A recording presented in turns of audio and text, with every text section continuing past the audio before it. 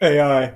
You expected me to be in the chair, but sometimes you have to expect the unexpected. The only thing you can expect is when there's some AI dog shit going on. I can't resist the urge to make fun of it.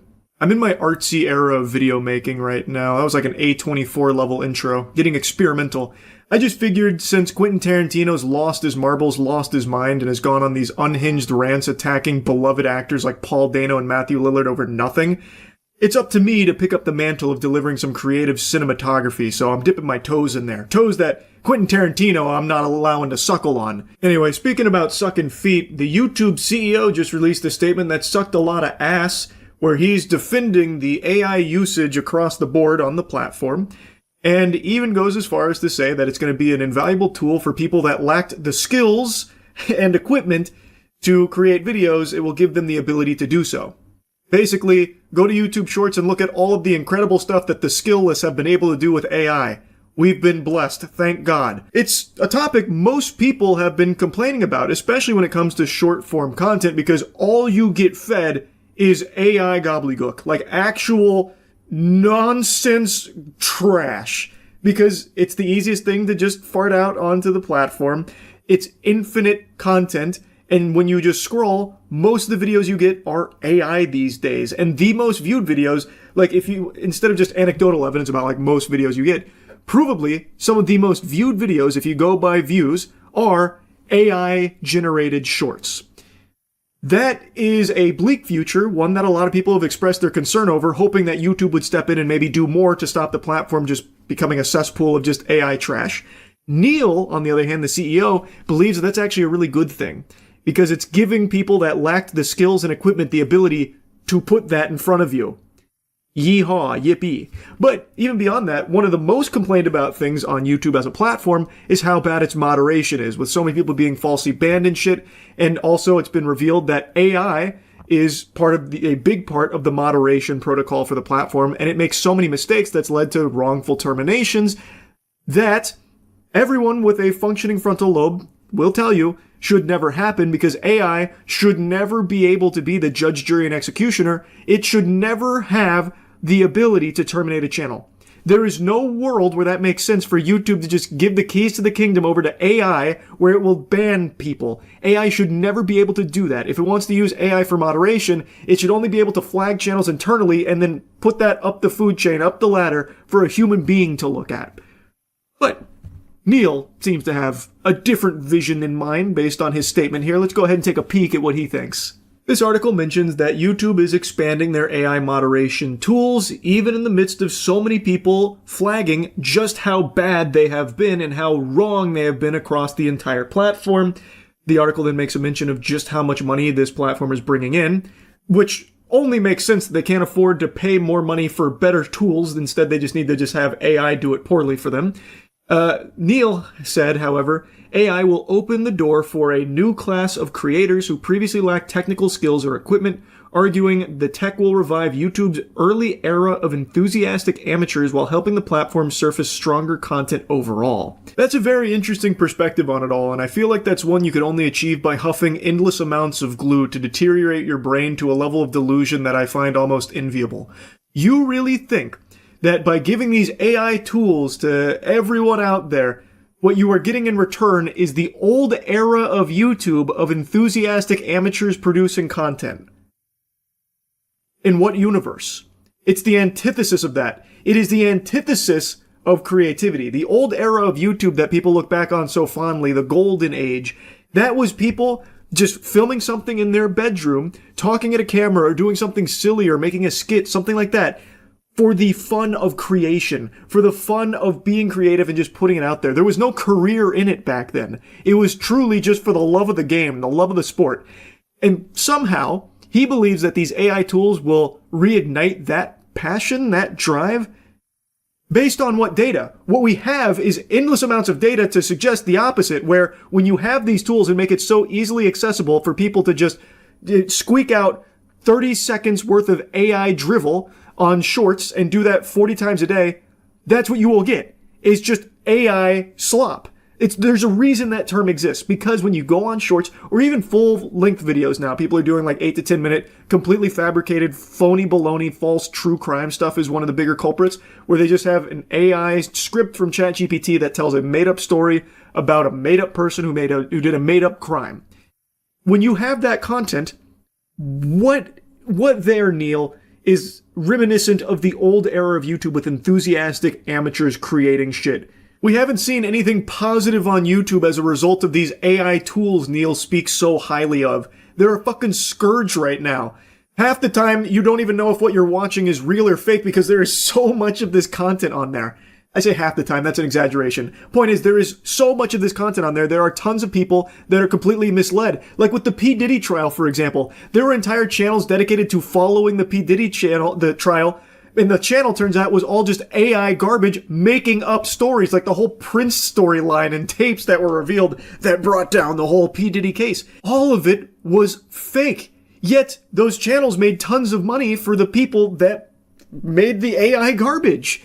And tons of people took it as the truth. A lot of people believed it. It became a big story that needed to be, like, formally debunked. That's a bad thing, Neil.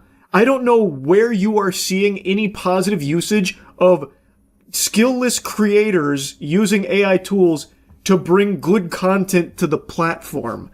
Like, I don't know where that's coming from. It is just truly an exploitative tool for people to make a ton of quick cash off of by just making infinite videos instantly. Like, that's what we are seeing, and it's not good. Most people are complaining about it, rightfully so, but Neil is defending it tooth and nail. And we haven't even begun to scratch the surface on YouTube's AI moderation tools yet. We're about to get into that. According to YouTube CEO, AI will be key in policing misinformation, IP theft, scams, and what many creators have dubbed AI slop.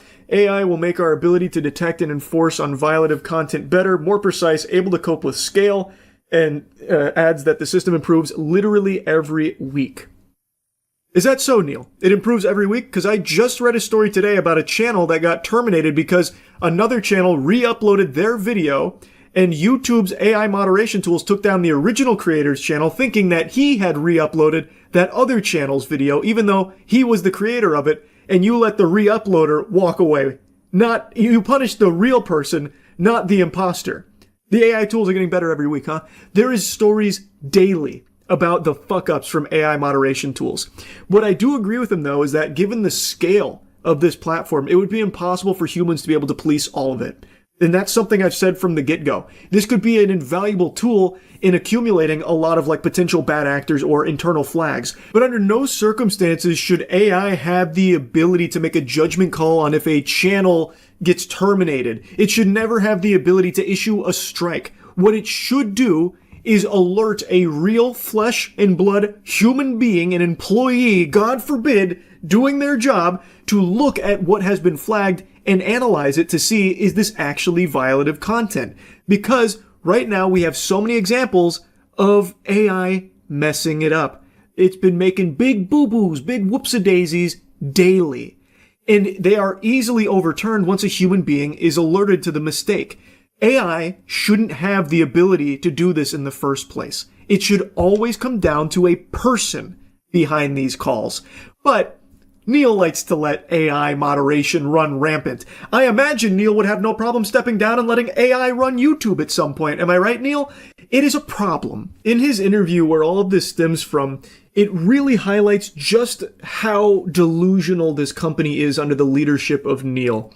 In September, YouTube unveiled more than 30 AI-powered programs designed to make it easier for anyone to shoot, edit, upload, and make money from videos. That's 3 times as many as it launched last year. Among the innovations were tools that allow a phrase to be turned into a song, or that can translate a video and dub it. One bot can find the best parts of raw footage and edit them together, literally just stealing footage and making a video out of it for yourself to make money off of. Beautiful.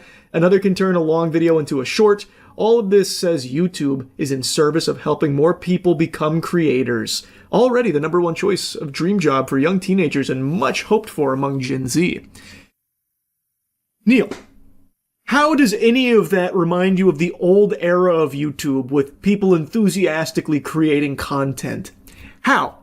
By having AI do it all for you and you can just slap it on your channel to make money off of it? Gotta tell you, buddy, that doesn't really sound like the YouTube I remember on the front lines back in 2007. It just feels like it's very much a corporate decision from YouTube where you can make more money off of this trash. But maybe that's just a crackpot conspiracy theory. I don't know, Neil. Maybe I'm just way off the mark on this one. Maybe there is so much good content you're consuming that's AI generative on the platform right now. I have no doubt you're watching tons of it, right? I still remember when YouTube's slogan was broadcast yourself. Neil is arguing the opposite. It's not about broadcasting yourself, it's about letting AI broadcast shit for you. This Time interview really is just fucking laughable. Neil, who has always been known for his willingness to dig into the weeds of an issue and really understand it, proved to be a quick study about traditional media, according to those who have done business with him. I would say Neil is very well prepared, says NFL Commissioner Roger Goodell. What a fucking amazing vouch. That's who I want to put my trust in. Someone that Roger Goodell is saying really has a good handle on it. He's got this industry by the titties. Take my word for it. He understands what he's trying to build. He's got a deep understanding of the media landscape and where YouTube fits and where content can help him advance his strategies. He is right in that last part. Neil knows exactly what he wants. He wants YouTube to be very AI focused. I think that's pretty clear given the direction that he seems to be pushing it. I also can't help but giggle very hard at that first sentence about how he has always been known for his willingness to dig into the weeds of an issue and really understand it. Since when? When has that started? What did I miss that somewhere along the way? Because even with this issue with AI moderation, I haven't seen him call out anything with it or make any big, bold changes. It's still in the exact same state it was fucking at the very beginning. Like, I don't see Neil really getting into the weeds of any of it.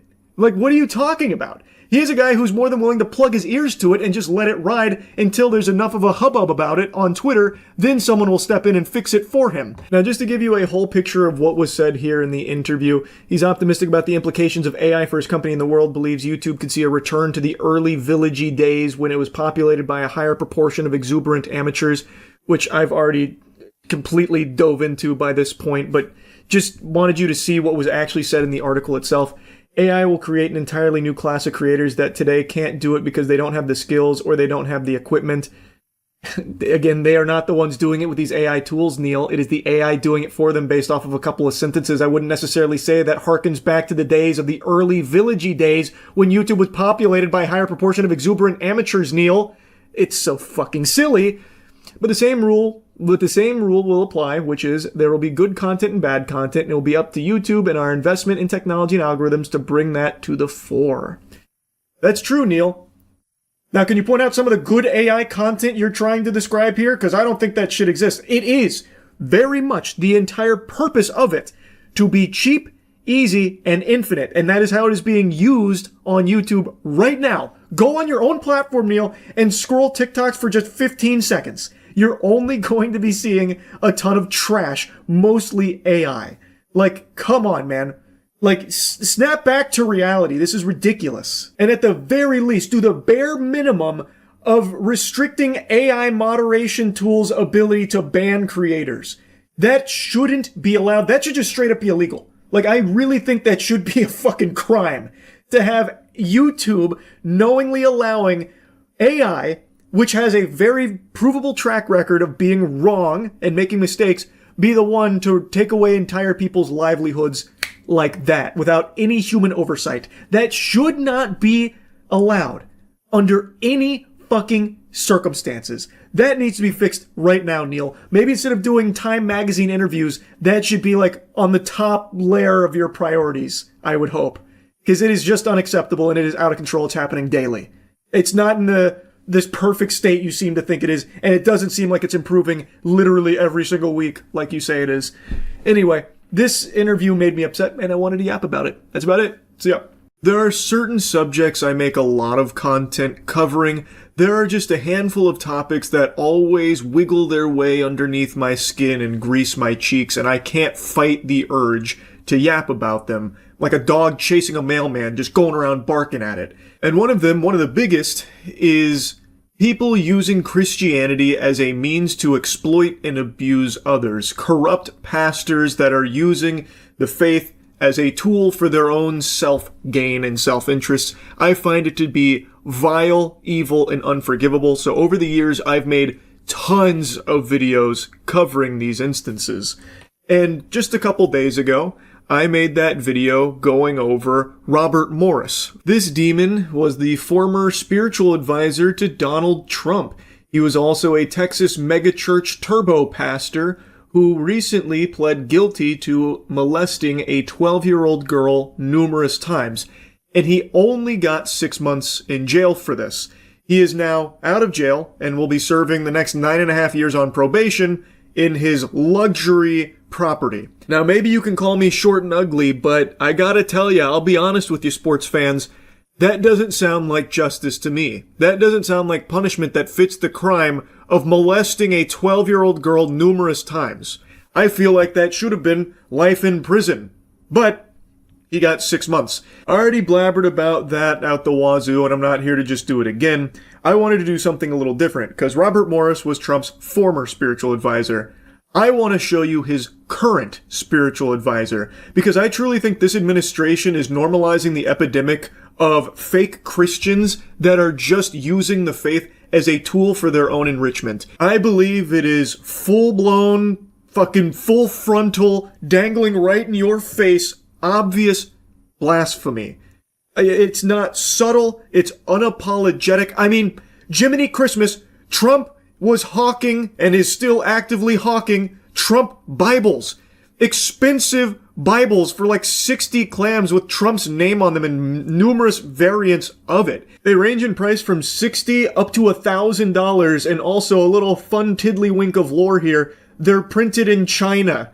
So they're made for less than $3 per Bible, yet he jacks the price up to $60 for the lowest plebeian edition of his Bible. But it goes all the way up to $1,000 for the one that has Trump's signature on the inside cover. Like, I just don't know how that's defensible from any real Christians. That is just completely unacceptable. These frauds worship Trump more than God. It's like textbook idolatry with the way they talk about and discuss Trump. Like, Nicki Minaj is a great example. She's a wonderful case study for this. She spent a significant amount of time squatting on top of the orb of confusion and debasing herself publicly, slurping for this administration, and eventually got in their good graces and received a Donald Trump signed Holy Bible, calling it one of the most meaningful gifts she's ever received. Which is ridiculous, because Nicki Minaj has been very vocal about her faith in recent time. And I feel like anyone who is legitimately very proud of their faith as a Christian would receive a gift like that and be disgusted. There are some Bibles that get signed by like a pastor or someone who is genuinely in the faith and an active community member in Christianity in the local churches. That is something that I am very familiar with. That was something that I had seen when I was going to church, but they weren't sold. They were given to members of the congregation, and it was always just like, enjoy your Bible, or like, I hope I hope this resonates with you, and then signed by the pastor. This is Donald Trump planting his fucking name on top of the Holy Bible, literally going through the word Bible with his signature, making it seem as though he's the most important part of this gift, not the Bible itself. And yet Nicki Minaj is like, oh my God, it's amazing. Nicki Minaj, by the way, whose husband is a registered sex offender, and her older brother is in the slammer serving 25 to life for sexually assaulting an 11-year-old child. Now, I'm not here just to talk about the Trump Bible. Like I said, I want to focus on his current spiritual advisor, Paula White, because I think she is the perfect example of this phenomenon and is serving to normalize this practice. Wherever I go, God rules. When I walk on White House grounds, God walks on White House grounds. I had every right and authority to declare the White House as holy ground because I was standing there, and where I stand is holy. To say no to President Trump would be saying no to God. And I won't do that. This is a montage that kind of blew up a few months ago. A lot of people have seen this, and it shows some of Paula White Kane's more recent highlights about how she can declare the White House as holy ground because she walked there and God walks with her. And also, she proudly proclaims that saying no to Trump would be like saying no to God, and she's never going to do that. I had the longer section saved, but now that video's taken down, so I can't show you the whole context of that statement, but from what I recall, she was talking about how Trump has basically been chosen by God. So when Trump asked her, to come aboard, saying no to Trump in that position would have been like saying no to God, which she refuses to do. That is an outrageous thing to say. That is genuinely, by all possible definitions and interpretations, blasphemous. To say that kind of statement about saying no to a man is like saying no to God, you are putting that person on this pedestal that they are equal to God. That is like a big no-no in the faith. It's fucking unhinged. And yet, nobody calls her out on that in the administration. All of these supposed Christians have no problem with her saying things like that and acting this way. It's baffling. Well, it's actually not baffling when you stop to realize that none of them actually care about Christianity. They are using it. To them, it is nothing more than a tool to be utilized to get people latched onto their bosom. Because if they can convince people that what they're doing is righteous and chosen by God, then people would be afraid to go against it, thinking that they have to fall in line, otherwise they've deviated from the path of the Lord. That's their whole tactic. That is the playbook that they're using. It is sickening. And it's working for them. It's working extremely well for them. Like just yesterday, Paula White had this to say about President Trump and his experience and how similar it is to our Lord and Savior. But the truth of it is you are here because of God and because of you. And I just wanted to share this thought and pray over President Trump. Jesus taught us so many lessons through his death, burial, and resurrection. He showed us great leadership. Great transformation requires great sacrifice. And Mr. President, no one has paid the price like you have paid the price. It almost cost you your life. You were betrayed and arrested and falsely accused. It's a familiar pattern that our Lord and Savior showed us. But it didn't end there for him, and it didn't end there for you. God always had a plan. On the third day, he rose, he defeated evil, he conquered death, hell, and the grave. And because he rose, we all know that we can rise. And sir, because of his resurrection, you rose up. Because he was victorious, you were victorious. And I believe that the Lord said to tell you this. Because of his victory, you will be victorious in all you put your hand to. Comparing Trump's journey to that of Jesus Christ. Wow. Powerful stuff, Paula. You know, when you put it that way, and I really stopped to marinate and stew, giving it a lot of thought, I actually think that my life's journey is pretty similar to that of Master Chief's. Huh. Isn't that some shit? Now, I know I've mentioned this a couple times in the past when covering people like Paula.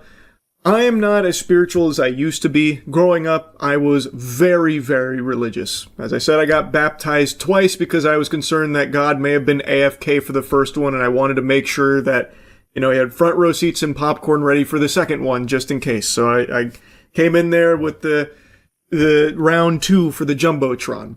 It was a huge part of my life. And even though I'm not as spiritual now as I was then, I still care deeply for it. And seeing that this is becoming so common now is just gross. It's so fucking abhorrent. Paula White Cain is a televangelist demon. Her whole career is built off of begging for money from her followers, and she still actively does that while being the spiritual advisor to Donald Trump.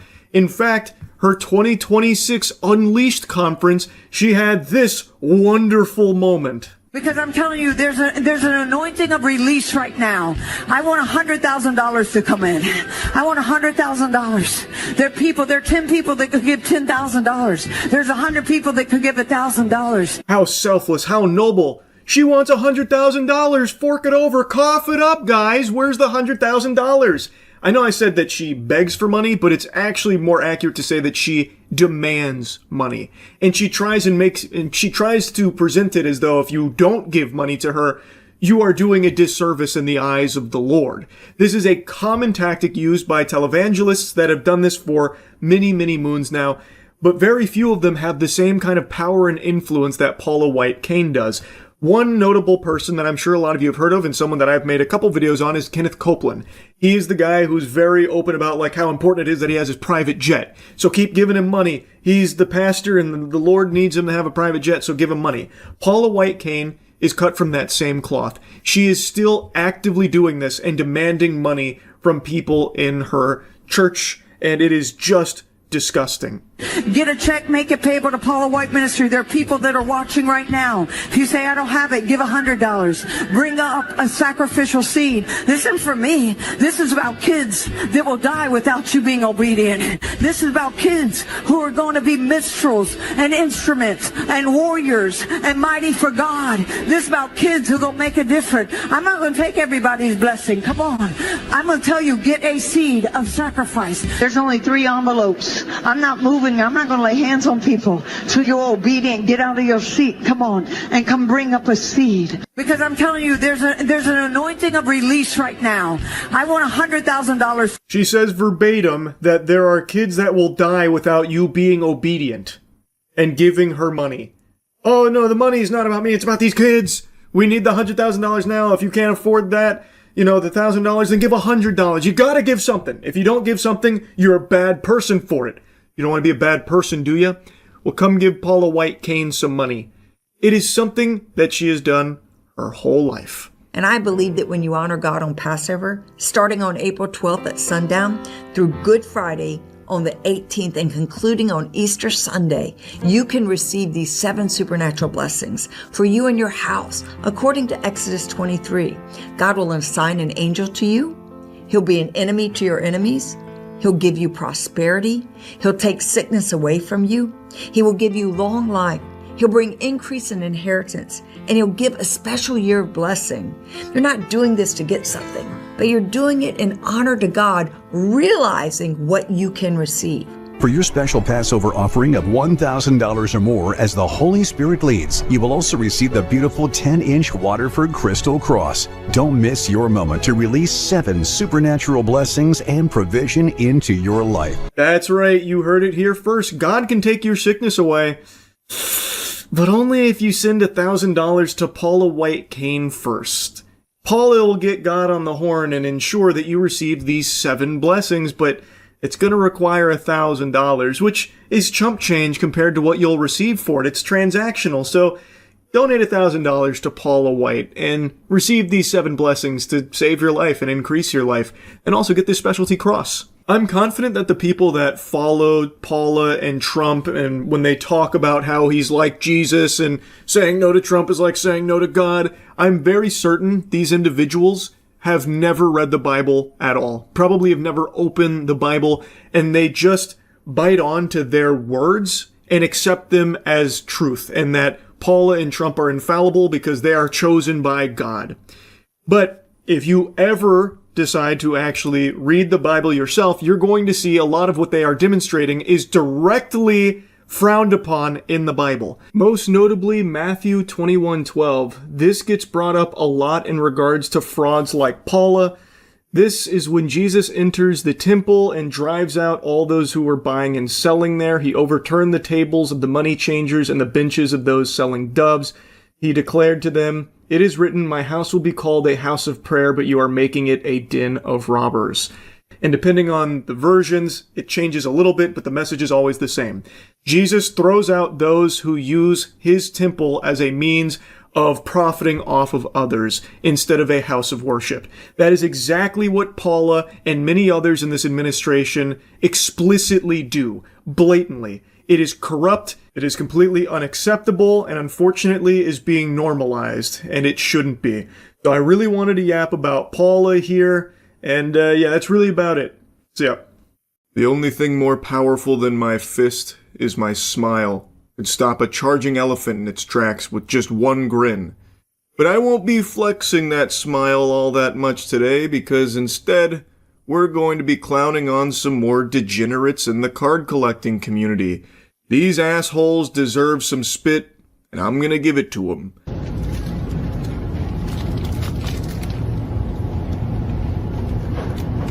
What you doing to the cards, man? I'm doing shit to the cards. Feeling them all?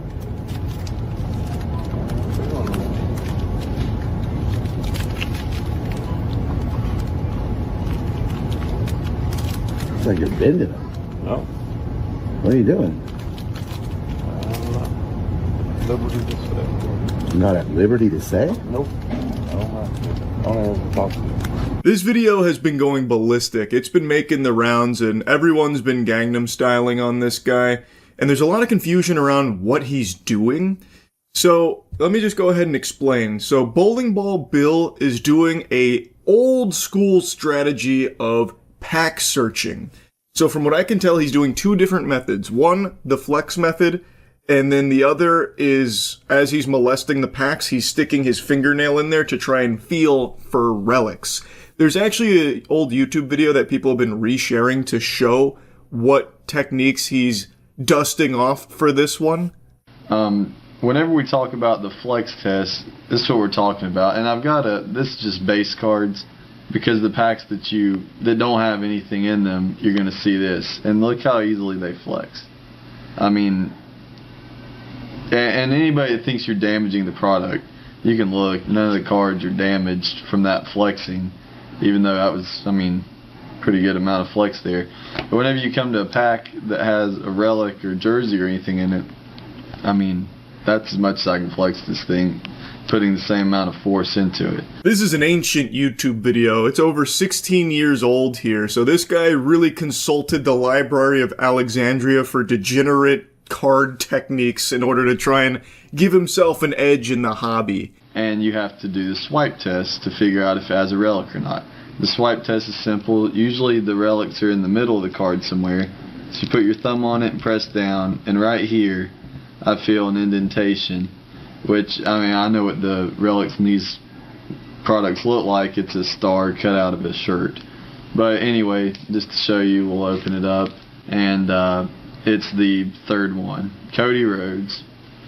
He's, you know, if you follow wrestling, he's one half of the, I can't remember their names right now. Sounds like a real super fan. You love to see someone so passionate using these kind of tactics to ensure that no one else gets anything except for them, so that way they can turn around and sell it for a fucking $4 profit online. Goddamn scalpers make me sick. I'm pretty confident that this is what he's doing to those packs right there, just bending them over and caressing them and then sticking his fingernail in there to dig around for relics. That's strange, man. No, right? You're ruining the hobby for everybody. You're just bending cards? No, I'm not bending cards. Hey, ma'am, you work here? This guy's ruining the cards. No, he's I'm bending not. them. Look at him. I know. No. Can you get him to stop doing that? There's a lot of people that do. This goober sounds exactly like Hank Hill. I kept expecting a "dang it, Bobby" coming out of his mouth at any point as this guy's alerting Target staff to what he's doing. And the guy filming him is right. It does look like he's ruining the cards, even though that flex method we saw in the tutorial there states that they don't get damaged.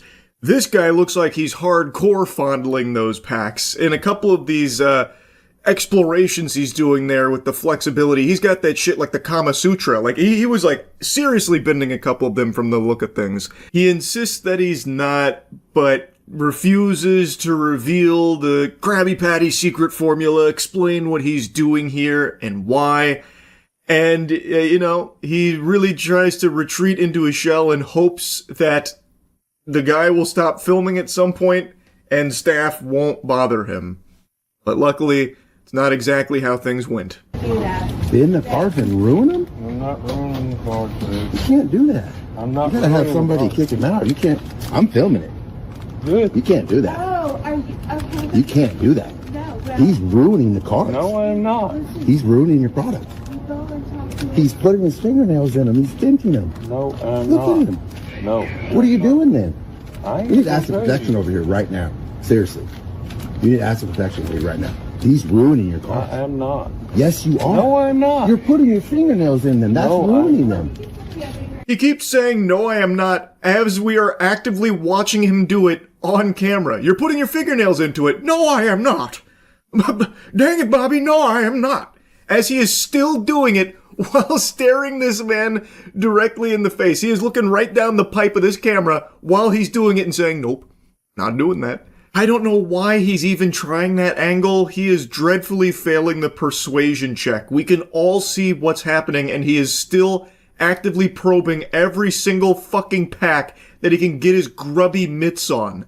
Every time he tells a lie, his gut extends another inch. Yes, you're ruining them right now. You don't ever need to be back in here again. You're ruining the hobby for everybody who buys a pack there. That's a $15 pack you're ruining. Can I get you over here, please? Please, somebody get over here.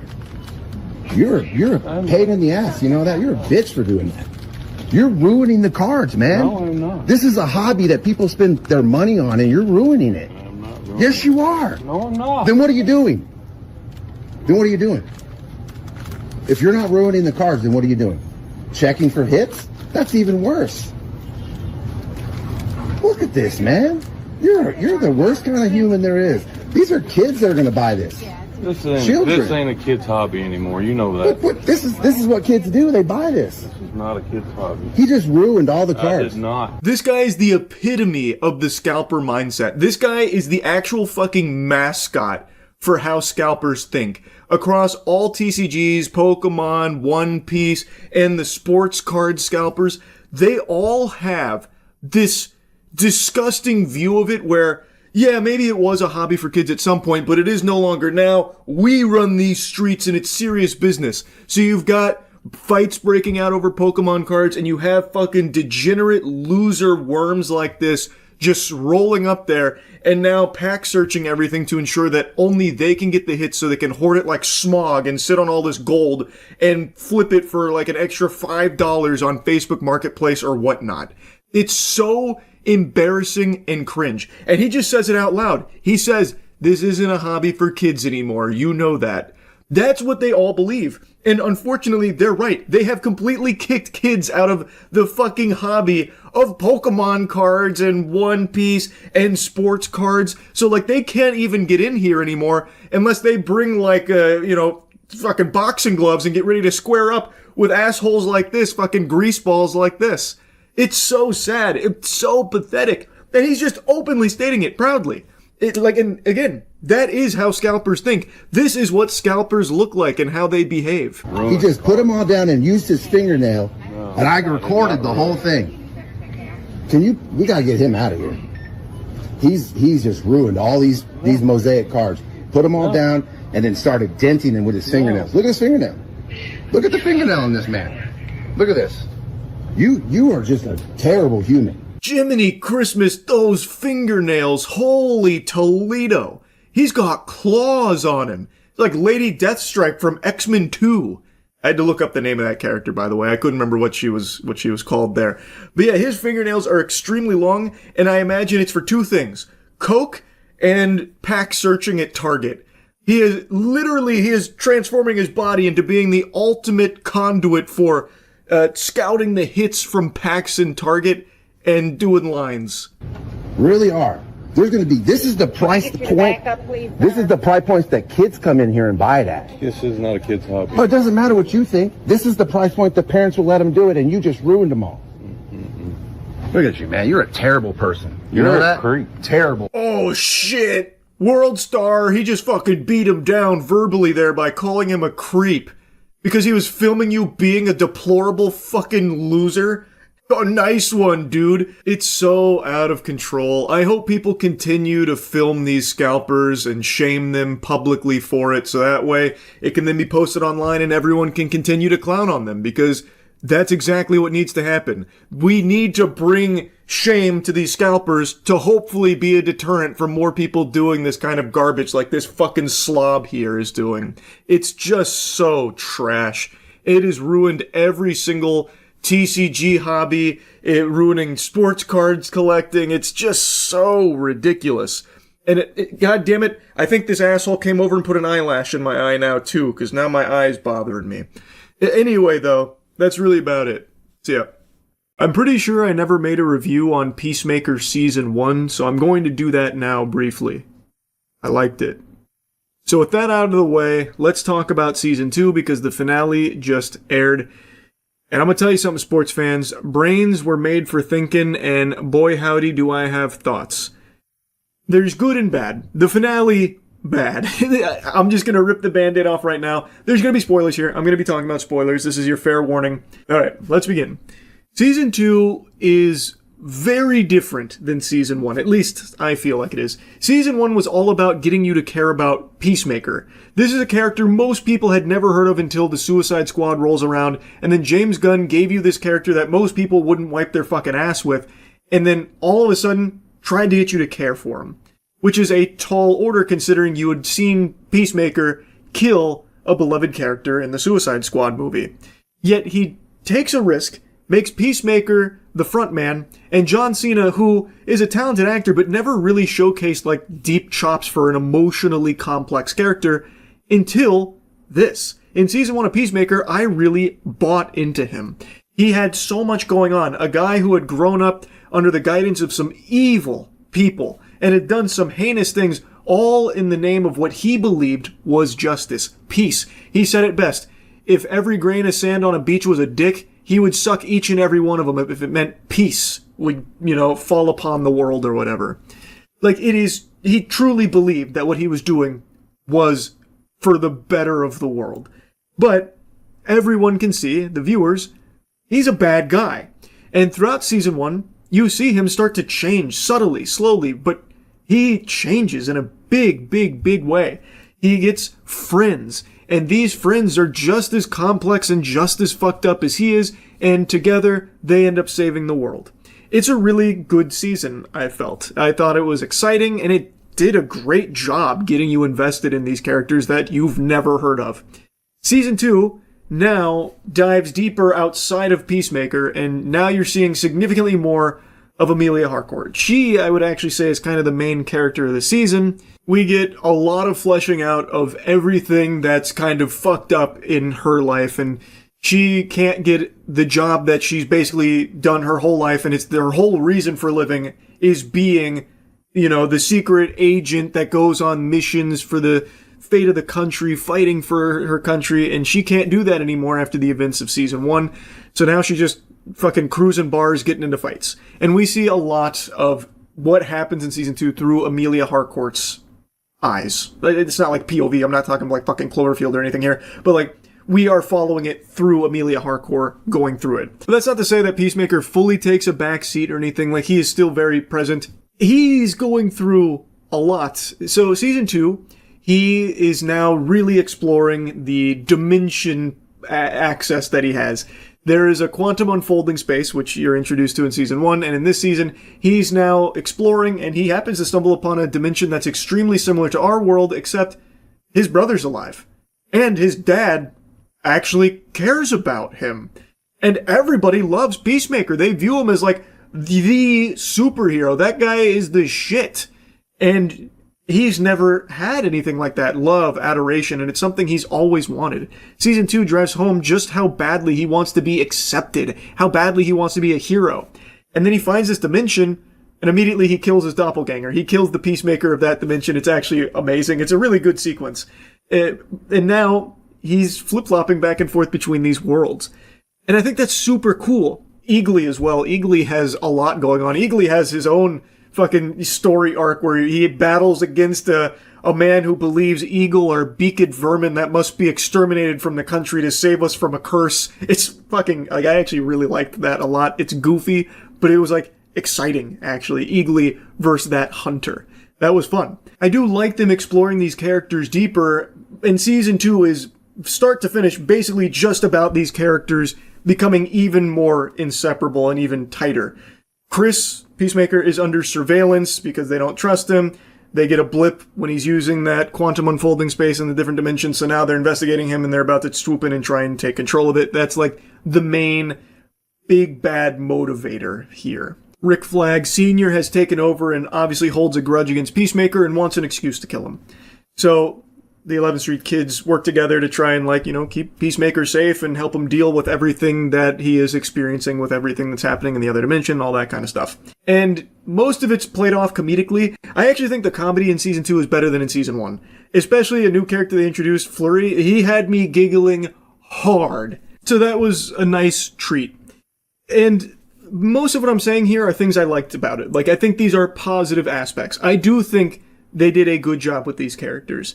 But I have very similar feelings on season 2 of Peacemaker to House of the Dragon season 2, where it felt like the whole season is just building, building, and then the finale hits, and I really think this is a very disappointing finale.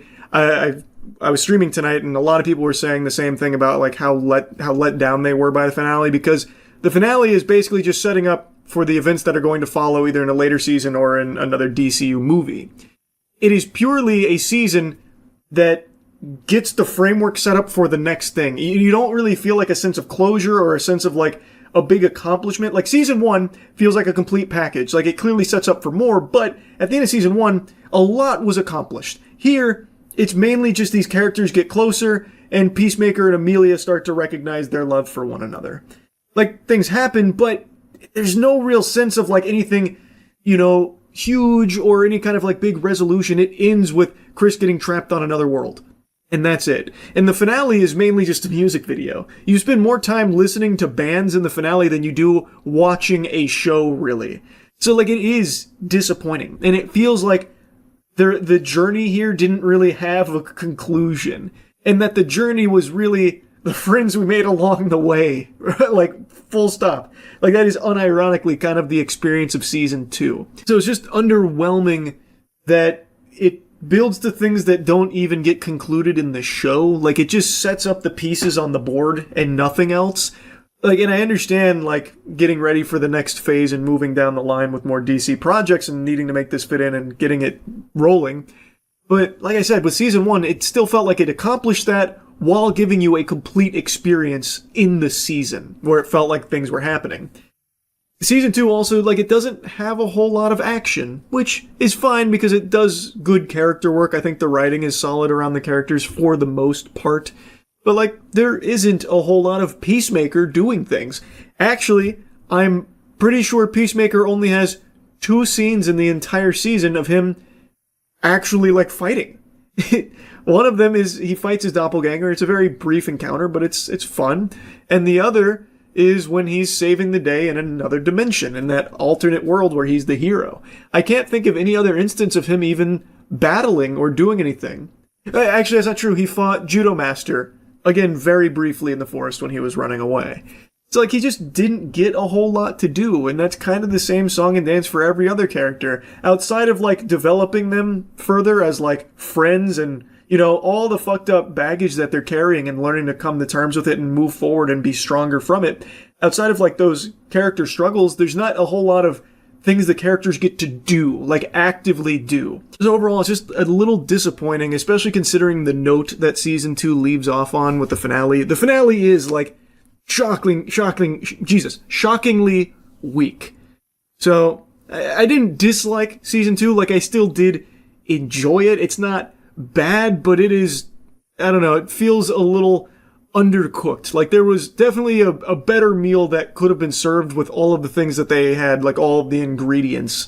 I think they were too focused on, like, setting things up for the next, either season of Peacemaker or the next, like, Superman movie or something like that. I think it was a little too thinking about the future that it kind of neglected what would make a season successful, like Peacemaker season 1. So I think it was a bit of a step back overall, but I didn't hate it. Anyway, though, that's just kind of how I feel about Peacemaker season 2. That's about it. See ya. The vast majority of numbers you see on the internet aren't real. The accounts that you interact with, the posts that you see, oftentimes aren't even made by a human being on the other side of the keyboard. The cyberspace is dominated by bots. And unless you've just woken up from a coma, this isn't news to you. Everybody knows that now. It's an accepted part of cruising the World Wide Web, that the shit you see is artificially inflated.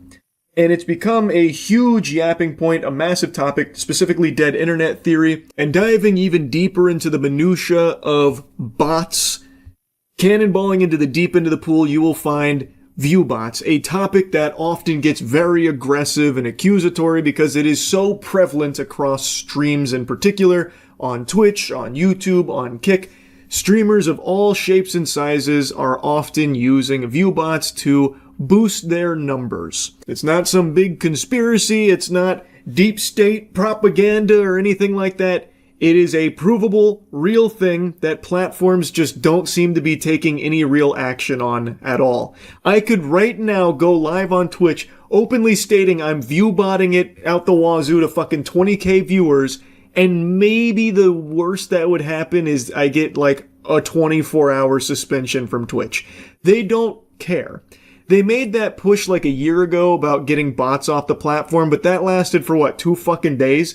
And then they took like a catastrophic hit to their overall viewer metrics, and I guess they pumped the brakes because at the end of the day, and this is something people say a lot, and it is true, those huge numbers are good for Twitch as well to advertisers, even if the numbers are fake, even if they know it's botted, phony baloney, fraudulent viewer metrics. It doesn't matter. It makes them more appealing to brands. So it seems like they are very hands-off when it comes to doling out big punishment for view bots. It's not exactly a well-kept secret. It's pretty out there in the open that tons of streamers view bot. Now, the reason why I'm yapping about it again is because just yesterday, or maybe it was even earlier today, I don't know, time moves in a weird fucking fashion once you hit your 30s. Everything blends together, your bones fucking creak anytime you walk up or down stairs. Anyway, though, I'll stop bitching and whining about that. I know you're not here to listen to me play a sad song on the world's smallest violin about my deteriorating cartilage. The CEO of Night Media, Reed, came forward with a post out of nowhere saying that it's time to start viewbotting. That's the title of the post, which is a eye-catching title, no doubt. Very seldom will you hear someone in that kind of position just say the quiet part out loud here about success in the streaming space. And make no mistake, Night Media is fucking huge. They are one of the top dogs in the YouTuber streamer agency space. They are huge in the industry. They represented Mr. Beast for a while. I don't know if they still do, but they have represented and still actively represent massive creators. So it was certainly interesting to see him with a post like this that makes it seem like he's out there saying, everyone's got a view bot. We got to open Pandora's box. If you're not pooping, you're farting. If you're not using view bots, you're at a disadvantage. Wake the fuck up, samurai. Time to get view bots on the horn. But reading the post, it's a little bit different, though ultimately his tone around viewbots does seem to be somewhat positive. What does it take to cut through all the noise on the internet? If everyone else is botting, why shouldn't you? We used to live in a world where if you made great content, algorithms would find an audience for your videos. Now, creators have to clip farm, pay clippers, and sometimes even viewbot to have a better chance of capturing more attention and breaking through the noise. This is especially true on platforms like Twitch, where viewbotting can surface you on the front page of popular streaming categories. Off rip, this is some turbo doomer shit because it kind of positions it as like your only option if you're just getting started. Oh, there used to be a time where if you made great content, you could get found, but those times are way behind us in the shitter now. It's gone. That's a era long forgotten, like the saber-toothed tiger. Now, if you want to cut through the noise, you gotta clip farm, pay clippers, or Lord help us, even viewbot. You gotta get down and dirty in the pig pen. It's the only way. When that's not true. You can still make great content and get found. It does happen. I think the best example of that is Queso. I would be shocked to learn Queso viewbotted at any point in his life. I don't even think the guy could find a viewbot website or provider. I genuinely don't think he would even know where to begin with something like that. And he has blown up solely because he makes good content. He cut through the noise. And this is something I've always said, luck is a huge part of it. It is. It just is. But what he is right about is that in the current day and age, there is an alternative that doesn't rely as much on RNG, and that is pay to win.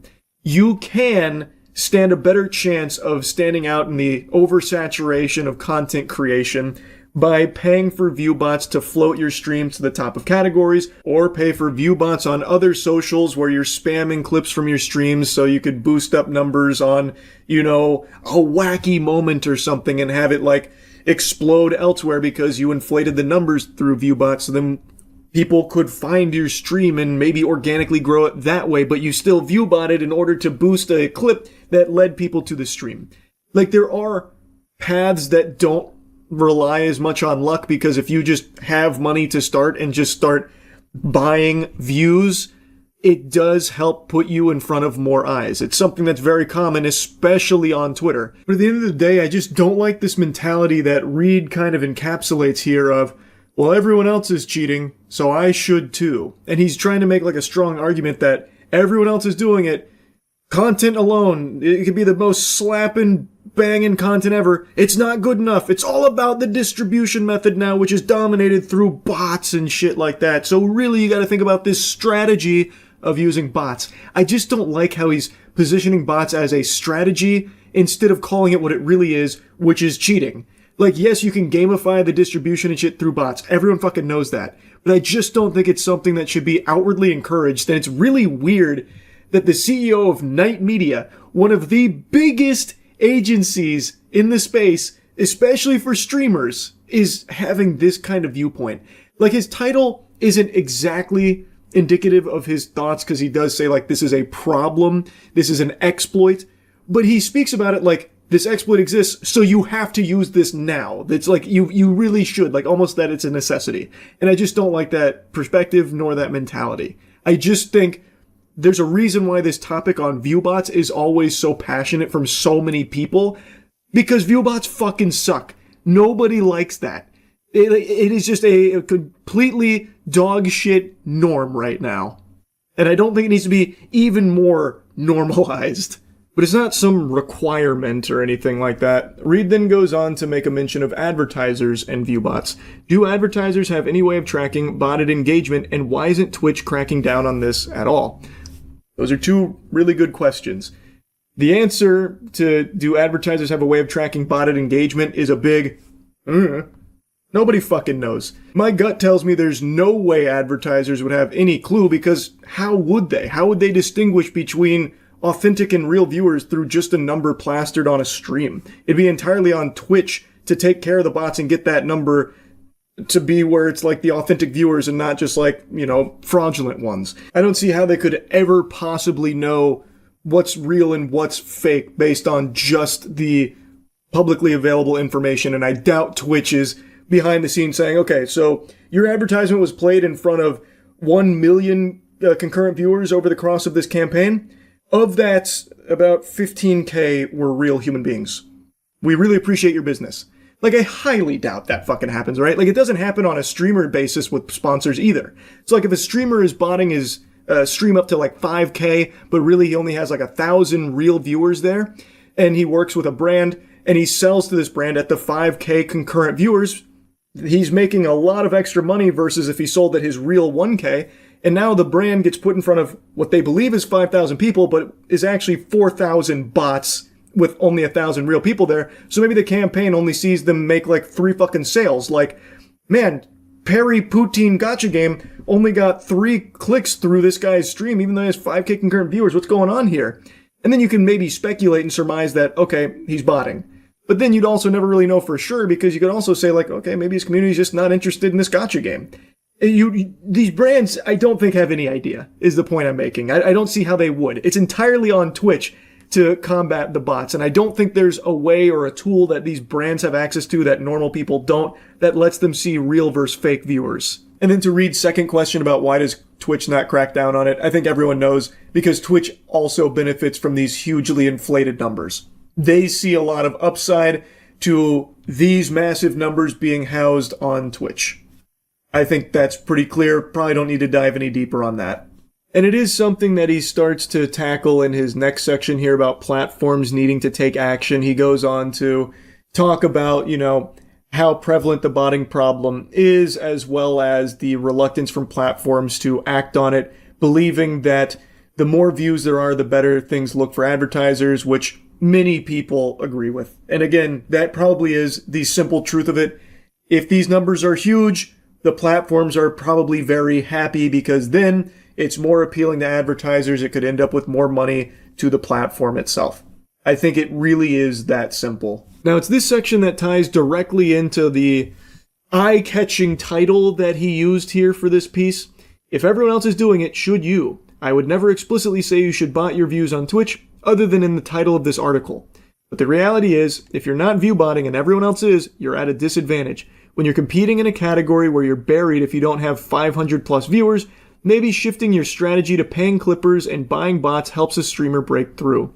I wanted to see what it would cost to bot a stream, and for $180 a week on ViewBotter, I can get 1,500 followers, 225 chatters, and 750 concurrent viewers. Not bad for less than $800 a month, and these companies accept crypto payments. So, he's saying that he's not actively advocating for viewbotting your channel, but if you're not, well, you got your own dick in your butt. Like, everyone around you is doing it. Maybe you should shift your strategy. I don't know. To me, that feels like he is advocating for it. Maybe I'm on the crack pipe. He's pointing out a real problem, that these platforms don't enforce it, so the precedent has been set that there's no actual consequences. But it does seem like he's saying, you really should viewbot your streams if you want to succeed. And he does prop it up as a legitimate strategy and even insinuates that it's not like super expensive, saying, not bad for less than $800 a month. Look at this huge head start you can get. Really should be something to consider. And I get it. It is something that people obviously consider and pull the trigger on, no doubt. But it's not exactly something that I think should be encouraged either. It sucks. It is a bad practice. And there's a reason why this is such a big topic, because people don't like viewbotters. It's not something that I think should be talked about in a manner that feels like it's positive and encouraging, and even setting it up as maybe even your only option if you want to stand out, because as Reed said multiple times, good content isn't good enough. You got to really consider distribution, and distribution viewbots can really do wonders for. I don't know. To me, it just rubs me the wrong way. He then closes by talking about viewbot detection and how Twitch CEO mentioned it's a game of cat and mouse, and that really there's not a whole lot of great information that he could find on how brands can detect viewbots or anything like that. And then he finishes the big takeaway. We've entered an era where good content alone isn't enough, distribution tactics are. When clipping, paid amplification, and even bots can artificially push you up the rankings, the playing field starts to tilt toward whoever is willing to game it. Twitch's detection tools feel reactive at best, and advertisers don't seem to have a reliable way to verify what's real. If botting becomes normalized, creators face a brutal question. Compete clean and risk invisibility, or bend the rules to survive. Long term, though, this erodes trust in the entire ecosystem. Again, he drives that point home about good content alone isn't enough. It's all about distribution tactics, and I just firmly disagree. Good content alone is sometimes enough. But again, it does take luck. It does. It always has, and it always will. Distribution tactics, though, he's right, can be gamified and boost your shit and immediately give you a better chance, so you're not overly reliant on luck. If you'd rather focus instead on pay-to-win mechanics through, clippers and viewbots and stuff like that, then you would be entering the Thunderdome competing head-to-head, toe-to-toe with countless others who are doing that daily. That is very, very common. And in many, many cases, it's hard to tell if it's real or fake. So it is a legitimate problem, and it sucks that platforms don't do anything about it. He's not wrong about the core, that there is a huge problem because these platforms don't crack down on viewbots. Now everyone fucking does it seems. And it fucking blows. And I imagine he's right that it is a very real consideration for tons of streamers. Well, why would I even bother trying to do this legitimately when everyone else is fucking cheating? Everyone else is viewbotting, so why wouldn't I? And it's hard to argue, because it's morally correct to, play fair. It would be hard to make someone be like, okay, then I'll do that and go nowhere unless I get fucking crazy lucky. When the alternative is apparently cheap viewbots that give them a better chance. It's something that he's not wrong about in his assessment here. Again, I just find it weird that it feels like he's speaking on it almost positively, you're at a huge disadvantage, you really need to think about this strategy that actually isn't all that expensive if you want to compete on an even playing field.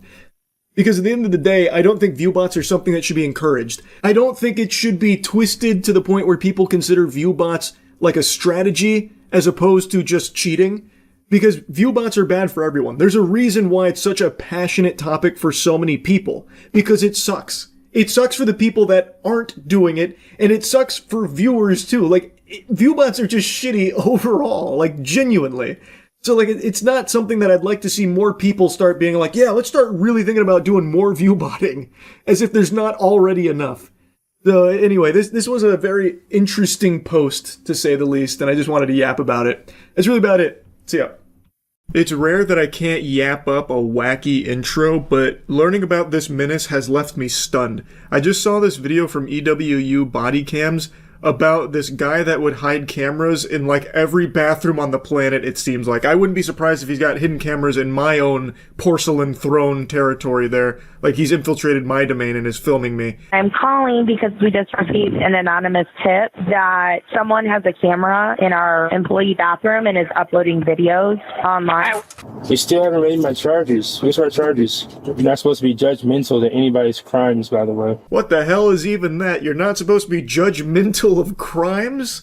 I don't remember hearing that in the Miranda rights. I can't even really imagine that. Like, you show up to a murder scene, you catch the suspect, and you just happen to say, like, hey, buddy, look, I don't mean to be judgmental here, but you strike me as a bit of a jerk for this, you know, taking a lot of human lives here. I know, sue me, I don't mean to judge. I feel like as far as judgment goes, crimes are a pretty solid one for people to form an opinion on, rightfully so. If you are found guilty of secretly recording thousands of people using the restroom, you're a fucking freak, and people will judge you as such. On July 19th, 2022, the police in Ann Arbor, Michigan responded to the Briarwood shopping mall after receiving this unusual call about video footage from a store bathroom being uploaded online. Horrifically, the resulting investigation into a tech-savvy peeping Tom would spread throughout the city of Ann Arbor. The final number of cameras and victims is enough to make your skin crawl. It's not exaggerating either. It actually did, by the end of this investigation, have my fucking jaw on the floor with how many cameras and how many videos and how all over the place it was. There wasn't a bathroom in Michigan that was spared his peeping. Like, this guy is like the supervillain of shitters. There was nowhere safe, no porcelain throne left unsullied by his eyes. His near omniscient eyes. He dedicated his whole life, put his soul into his craft of spying on every bathroom in Michigan. He was literally like the architect from The Matrix. This morning it was my boss who took the phone call. I don't know what time it was this morning from a restricted number. He was like, it's a restricted website, you're not going to find it, but I just wanted to let you know. The responding officer headed to the bathroom to take a look for herself. Notably, the bathroom was usually reserved for employees. Like sideways, yeah, on that shelf. But, I mean, I don't know how. I know it can be tiny. Police would learn soon enough that the employees at Altered State were not the only ones to have their privacy violated. In an unanticipated shocker, the police would find over 200 hidden camera videos from no less than 7 different bathrooms throughout the city over the next month and a half. So this was the first domino to fall here that led them down this crazy trail. They found so many cameras and videos from this guy. It was like actually hunting Riddler trophies in the Arkham series. It was crazy. He violated so many people's privacy, spied on so many people, and it turns out this is only the tip of the iceberg because he actually has a previous case very similar to this, and had in his possession 7,000 videos of unclothed or partially clothed individuals that he filmed without their consent. 7,000! That's more than, like, all of Markiplier's uploads since he started YouTube. That is an unbelievable amount. And that was in the course of 5 years from 2010 to 2015. We'll get to that here in a little bit, but this guy's entire life has been dedicated to violating people's privacy. All were filmed without consent between January and July 2022. Horrifically, this included illegal images of children. The depravity didn't stop there. When searching the offender's laptop, the police found he had engaged with online adult websites, where images and personal information of unknowing victims were distributed.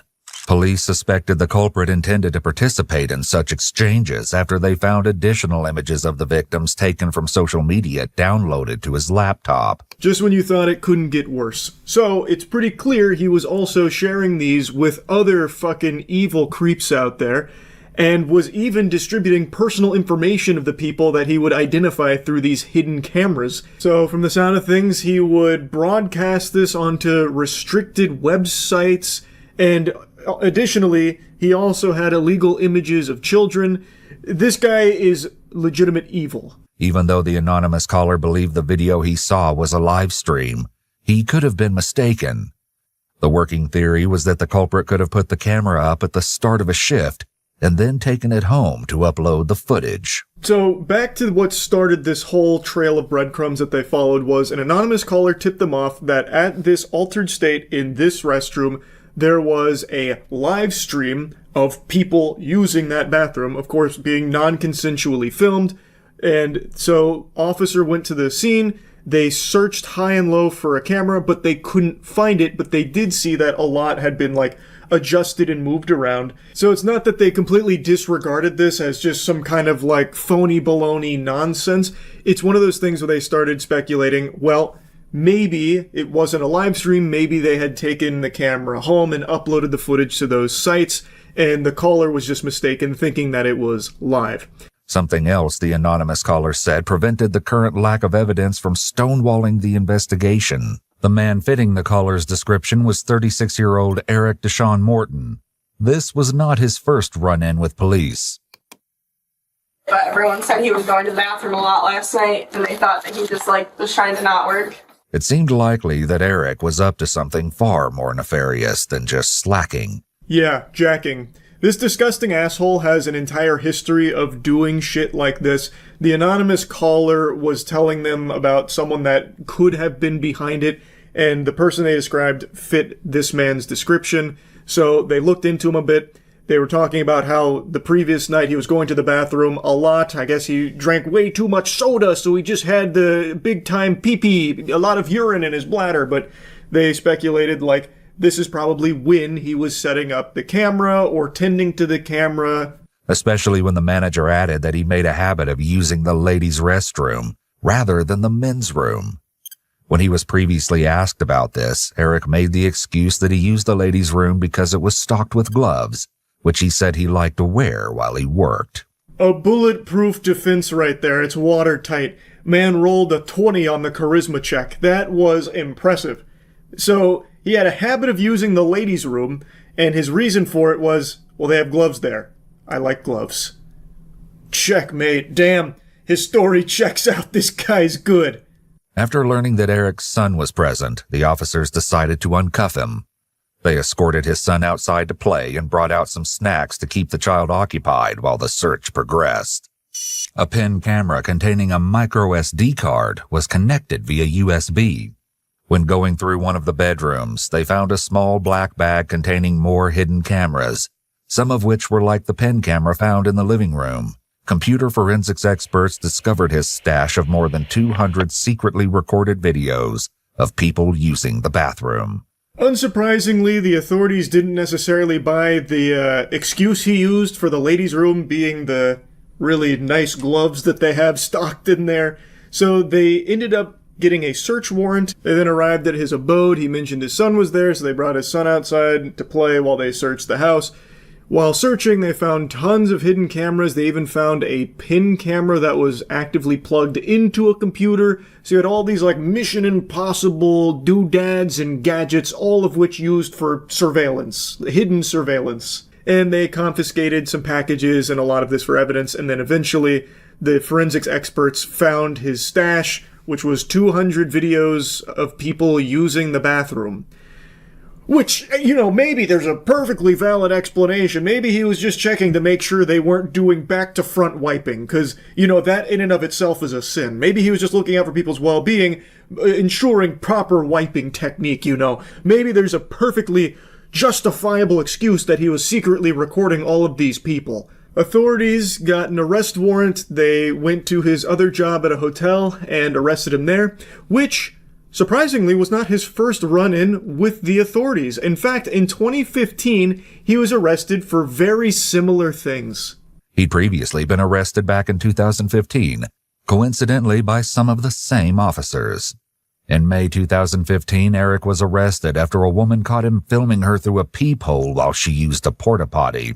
Further investigation revealed more of Eric's disturbing behavior. He tried to film a stranger through a porta-potty peephole.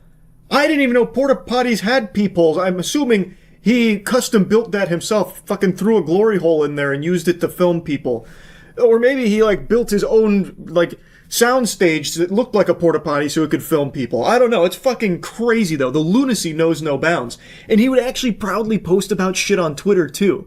So, like, they bring up tweets here. Like, the first one they show about him cleaning out his phone, and then he has the gall to say, "In Jesus' name."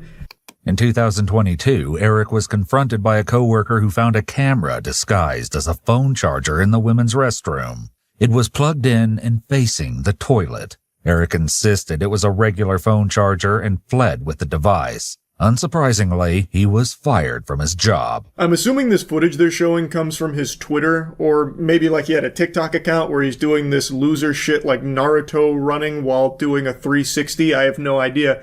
But it is unbelievable the links he would go to for this depravity. So he had a hidden camera phone charger, like this fucking crazy, like, spy gadget that he plugged into a wall outlet in the bathroom and had faced the toilet.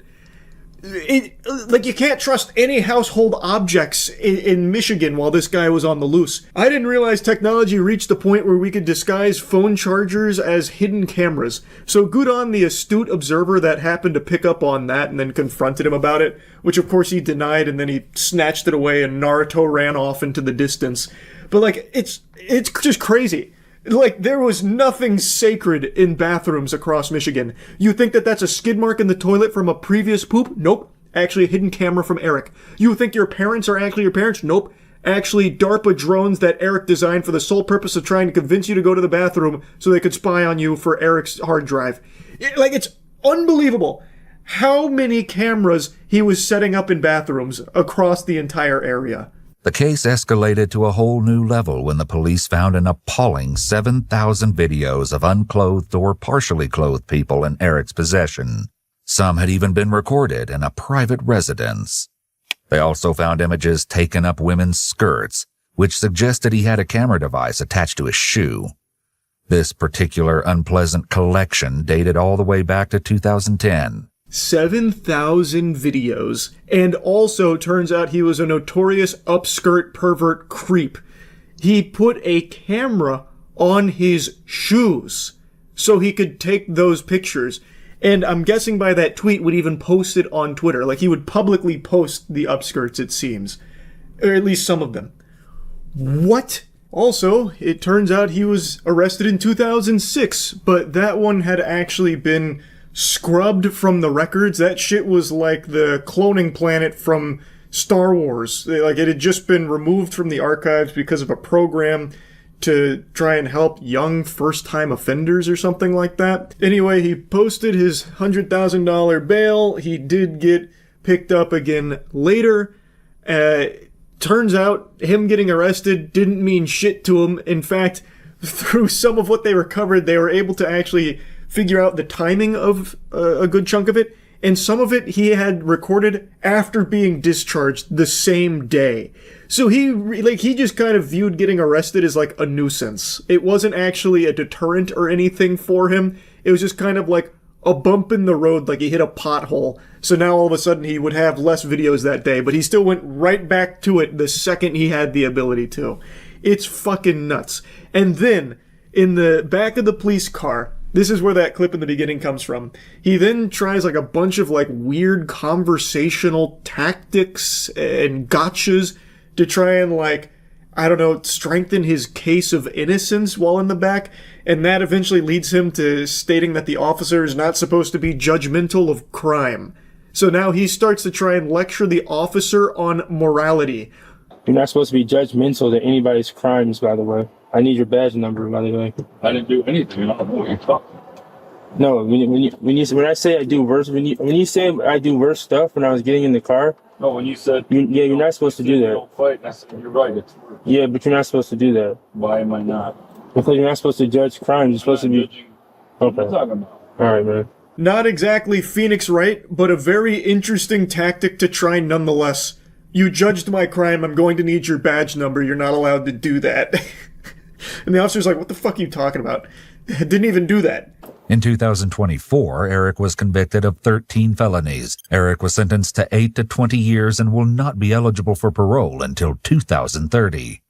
The true number of Eric Morton's victims, along with the identity of the anonymous caller who started the investigation, will likely never be known. They successfully identified 15 victims, and Eric was convicted on these 13 felonies, so he's facing 8 to 20 years. Ideally, he'll get the full 20 behind bars, but the thing is, even 2 decades in the slammer, I feel like the day he gets released, he's going right back to it. He's hopping right back in the saddle. He has been doing this for over a decade, and no matter how many times he's been taken into custody and arrested, or even been in jail for these crimes, he then gets right back to it. Like, this is, to him, his life's mission. This is why he was put on this earth. To compromise bathrooms.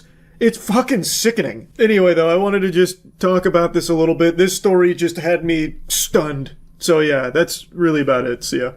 You all know I'm not a big Nintendo enthusiast. Love their games, hate the company. I have not bought a Nintendo product in a long time now, and I don't have any plans on starting anytime soon. I just do not agree with the company's business practices. Full stop. And I am proven time and time again to be on the correct side of history with this personal decision of mine. I cannot stand this company. I'm sure a lot of you are seeing the headlines right now about how Nintendo has successfully filed a patent in the US on summoning a character and letting it fight another.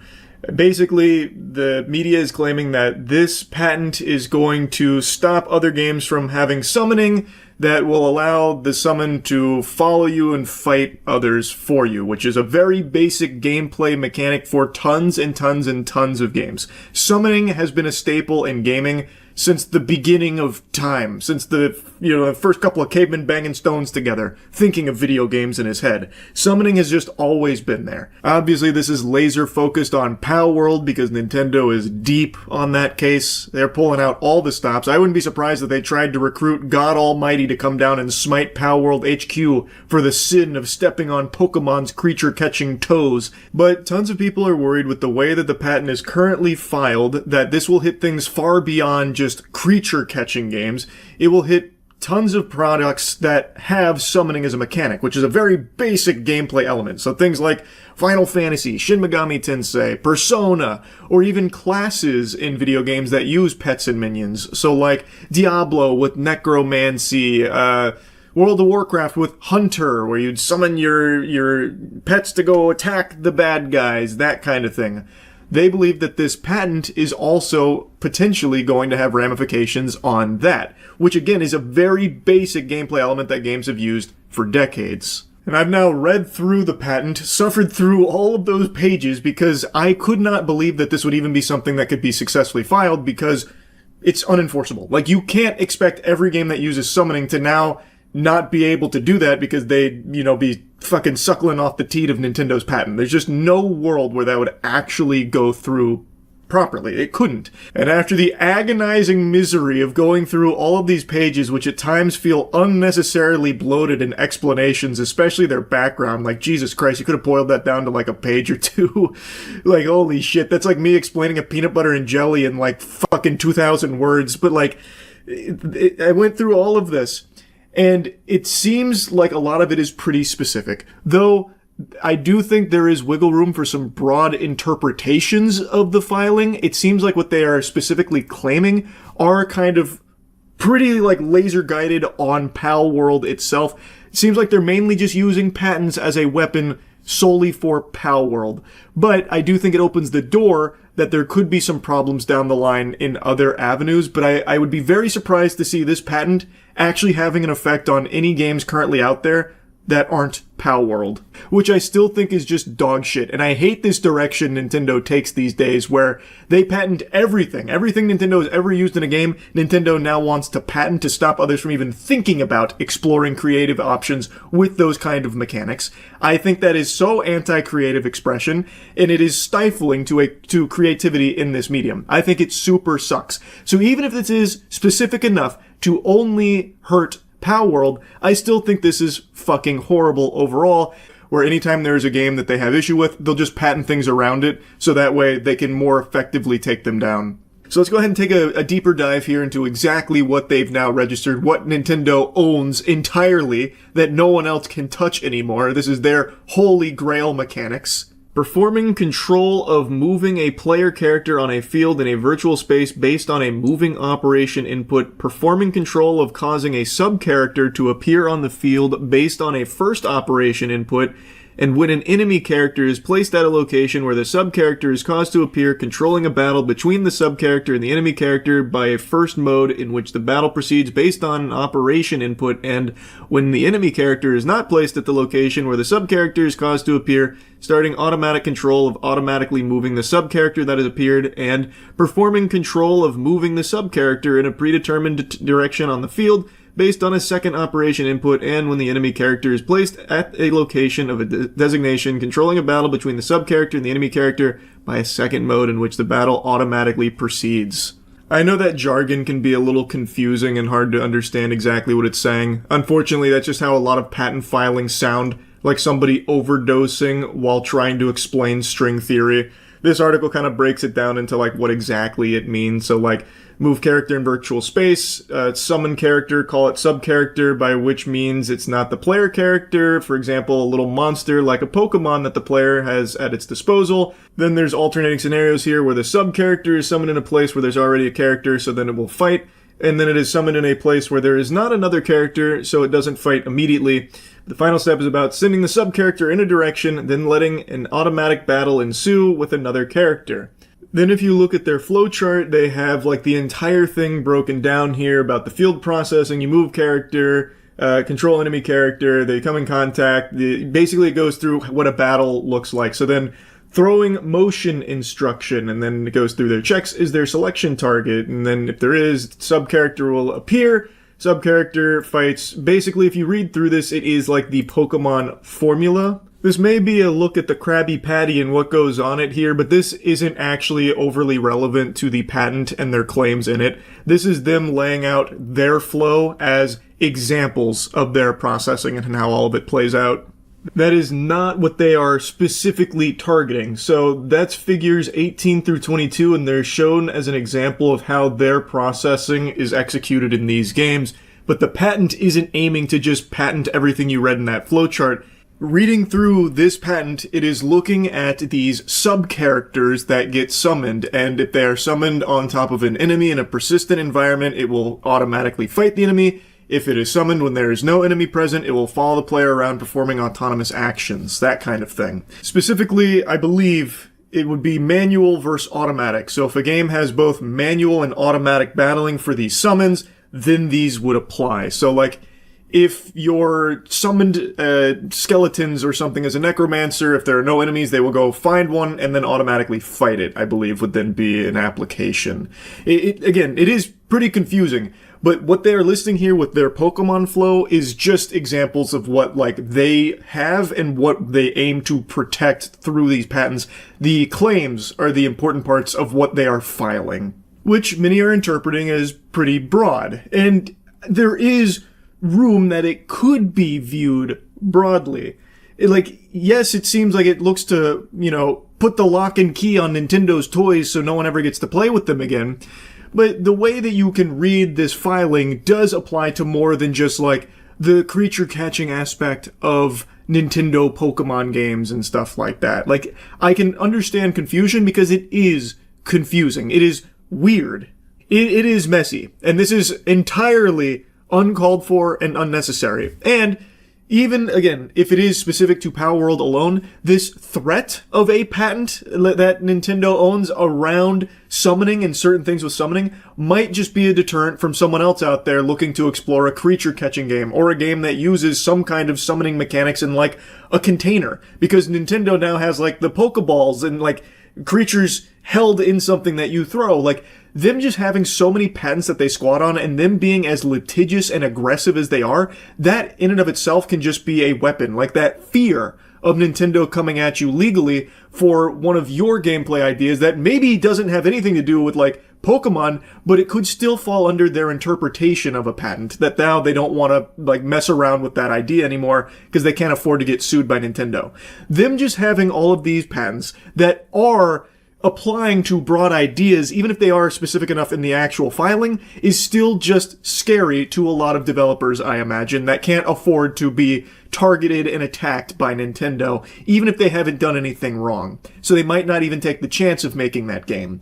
I just think it is just so shitty across the board. I feel like I got a little lost in the sauce of my explanation. Basically what I'm saying is, even if these patents are specific enough to only target Palworld, which again I think is already shitty in and of itself, but even if it doesn't apply to other things, the confusion around these patents, and since they are targeting very basic gameplay ideas like summoning, people that are developing a game that uses summoning in some way that is even remotely adjacent to a creature catcher might be hesitant about pulling the trigger on development and going down that path because they could be afraid Nintendo would target them because of this patent. So, like, them just going down this path of patent everything, even if it doesn't target everyone now has to be aware of that and be, like, kind of worried, like, well, what's Nintendo gonna do with it, and does it apply to my game? Is my game falling under these specific criteria? Because it might be, I'm not really sure. So it just becomes a big problem across the board, in my eyes. It just attacks creativity. It just makes it harder to explore ideas from other people because Nintendo might come after them. And Nintendo is not shy about going after, like, literally anybody. They will target someone that only has, like, 5 followers on itch.io if they think they stepped on their fucking trademarks or something. Like, they will. So it becomes just a blanket threat. Nintendo with patents is a grizzly bear with a bazooka. Truly just unpredictable, but very dangerous for sure. Like, it is just a legitimately concerning thing for developers because now Nintendo will enforce those patents strictly, and you're not entirely sure if, like, well, does my summoning mechanics fall under these criteria? Potentially, I'm not really sure, you know? It just becomes bad. I don't like it. I think it is super shitty, and I'm so fucking tired of Nintendo's antics. I still have no plans on buying any Nintendo products. That has not changed. So, yeah, that's really about it. See ya. It's not often that a game actually surprises me. Usually I'm pretty good at watching a trailer for a game and having a pretty strong sense of if I'm going to like it or not.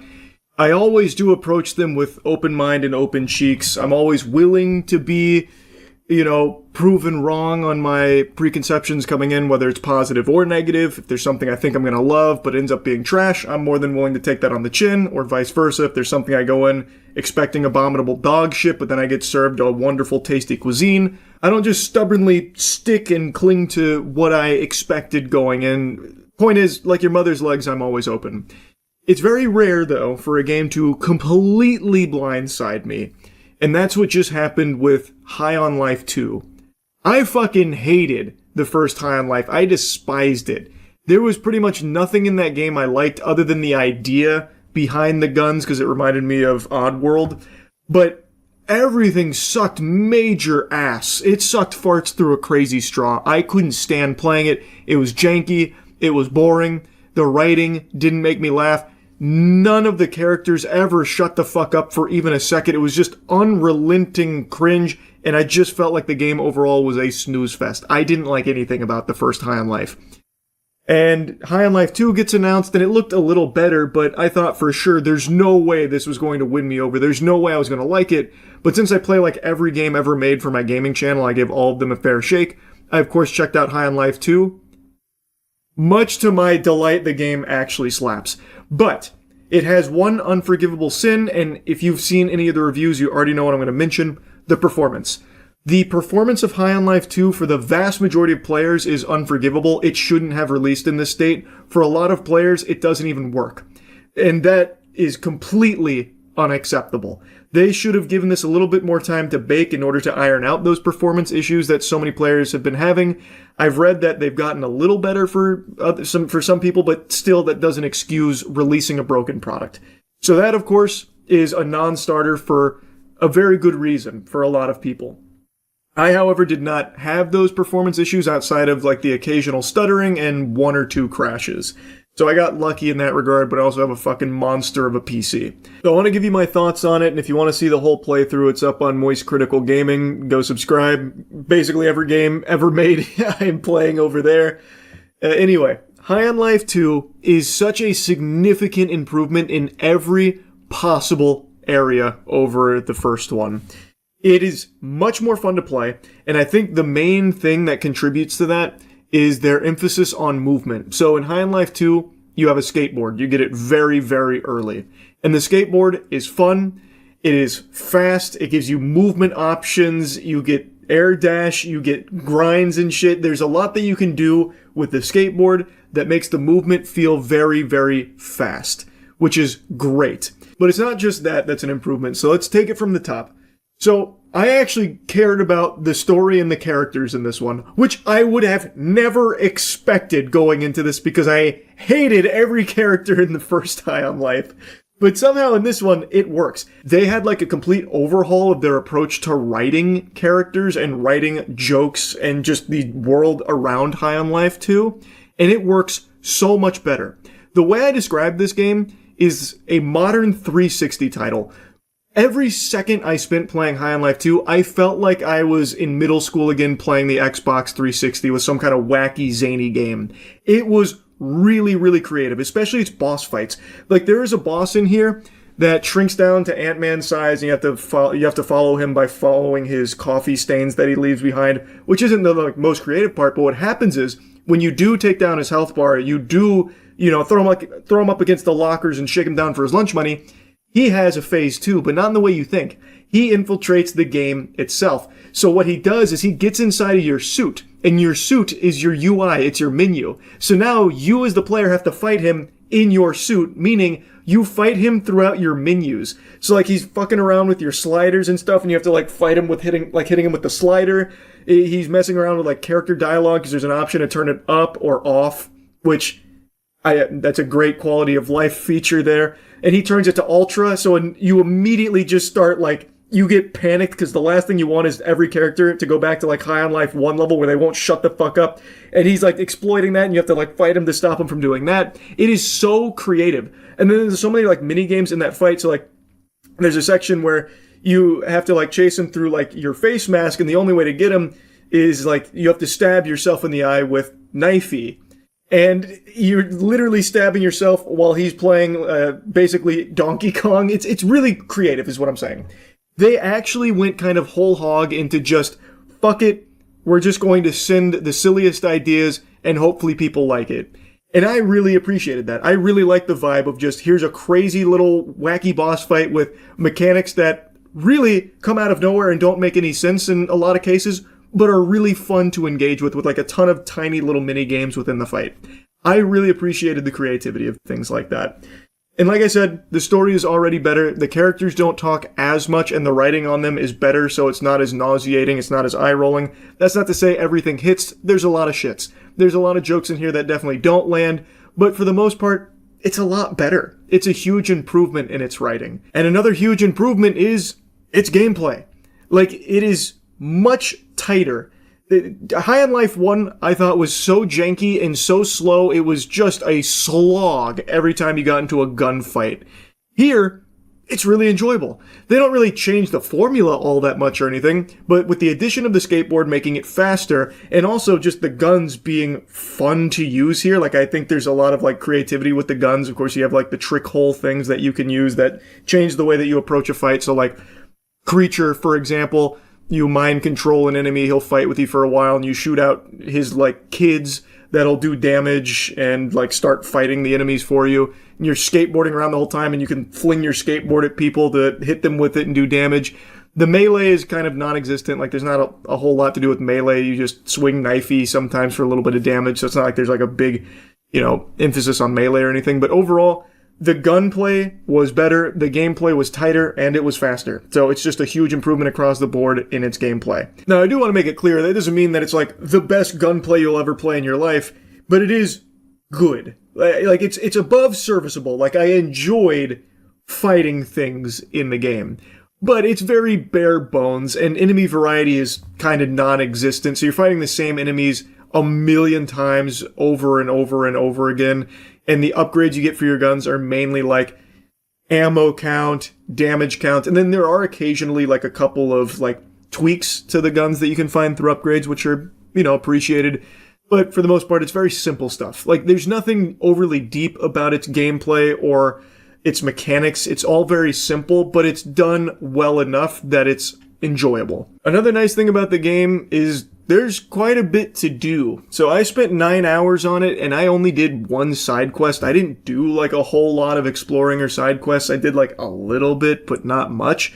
And I was looking into it. There is like actually quite a lot of meat on the bones here. There is a handful of like important stuff outside of the main story, and a lot of like really creative things as well. So like there's an escape room that you can do, which is completely optional. I didn't even find it in my playthrough, even when I was exploring. And it can actually change the entire ending. I don't want to spoil it. It's a very, very cool thing that can unfold. And there's a lot of things like that in High on Life 2. So if you're someone that really likes to get lost in a world and likes to see, you know, some things change as a result of choices you make, High on Life 2 actually has that, which again, I would have never fucking expected. The end of the game, a lot of choices I made throughout the game ended up playing a significant role. Again, I don't want to spoil it because it's very, very creative in how it utilizes your choices at the end. It was impressive. Really, everything about High on Life 2 shocked me. Because again, I hated the first one and I had no expectations at all with this one. And I was kind of blown away. Now, not to get like carried away here, the game isn't like, you know, a masterpiece or anything. It's still got plenty of flaws. And like I said, it is a very, very simple game. But I think that's what made me appreciate it so much. It really made me feel like I was playing like a 2009 Xbox 360 game that just unapologetically threw all kinds of quirky fucking ideas at the wall and just threw them all in a pot and, you know, popped this puppy out here. And some of it works, some of it doesn't. And I really enjoyed that. I really, really did. So, yeah, I wanted to just make a review on this one because this is probably the most surprised I've been with a game in a while. It's not my favorite game of the year or anything. That still goes to Neo 3. But, man, was this delightful. That's really about it. So, yeah. Justin Timberlake DWI body cam just dropped. There were a lot of people very excited to see this footage here. This was almost as hyped as Project Hail Mary hitting theaters. And that's because Justin Timberlake fought to keep this body cam from being released. He went through the legal process of suppressing it, stating like privacy concerns and reputational damage from what I was reading. So people then started to really get curious. Well, what happened in this body cam? Did he start dropping slurs? What, did he pull his whole fucking wiener out? Like, how crazy must this body cam have gone to have Justin Timberlake now fighting tooth and nail to bury it? And now, after some back and forth, they reached an agreement and the body cam is out in the wild. So let's take a look at it. So the reason for the stop is because you keep veering off to the left and then you're not stopping at the stop signs. Yeah, sorry about that. Is this your vehicle? Whose vehicle is it? It's just a rental. It's a rental? Okay. Do you have any registration with it? Do you know if they can put it in the glove box? How long are you renting it for? Just for a couple days. What are you visiting? Yeah, I'm on tour. What are you doing? I'm on a world tour. Oh yeah, you can just feel it. The writing's on the wall. Justin Timberlake is charging his alt right now. He's about to unleash his Bonkai, dropping his name, thinking that it's, you know, the ultimate ace up his sleeve. He's explaining to the officer he's renting the vehicle because he's on the tour. The world tour, obviously. I mean, everyone knows the world tour's going on. A what? A world tour. Doing what? Hard to explain. A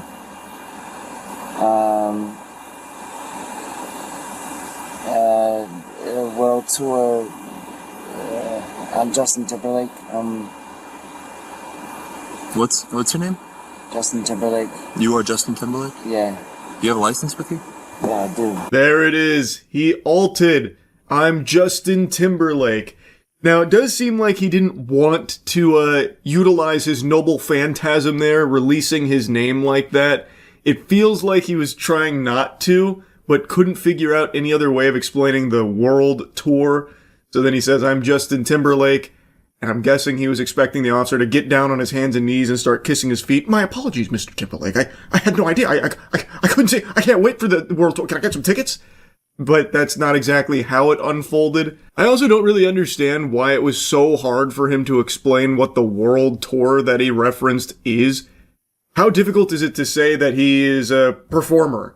He sings and dances, right? It couldn't have been that hard. It's not the most confusing thing to explain. He wasn't out there trying to solve a fucking Millennium Prize problem here in mathematics.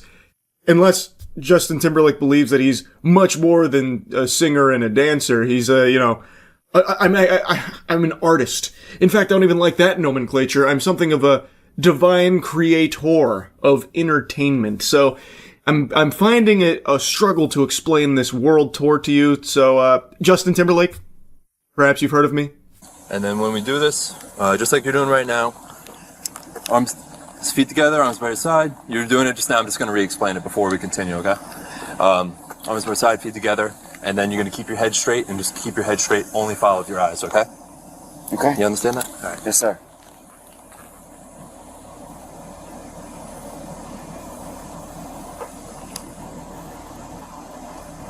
They got him going through the FSTs now, the field sobriety tests, and he is looking and sounding pretty sloshed. He's not exactly passing this pop quiz with flying colors.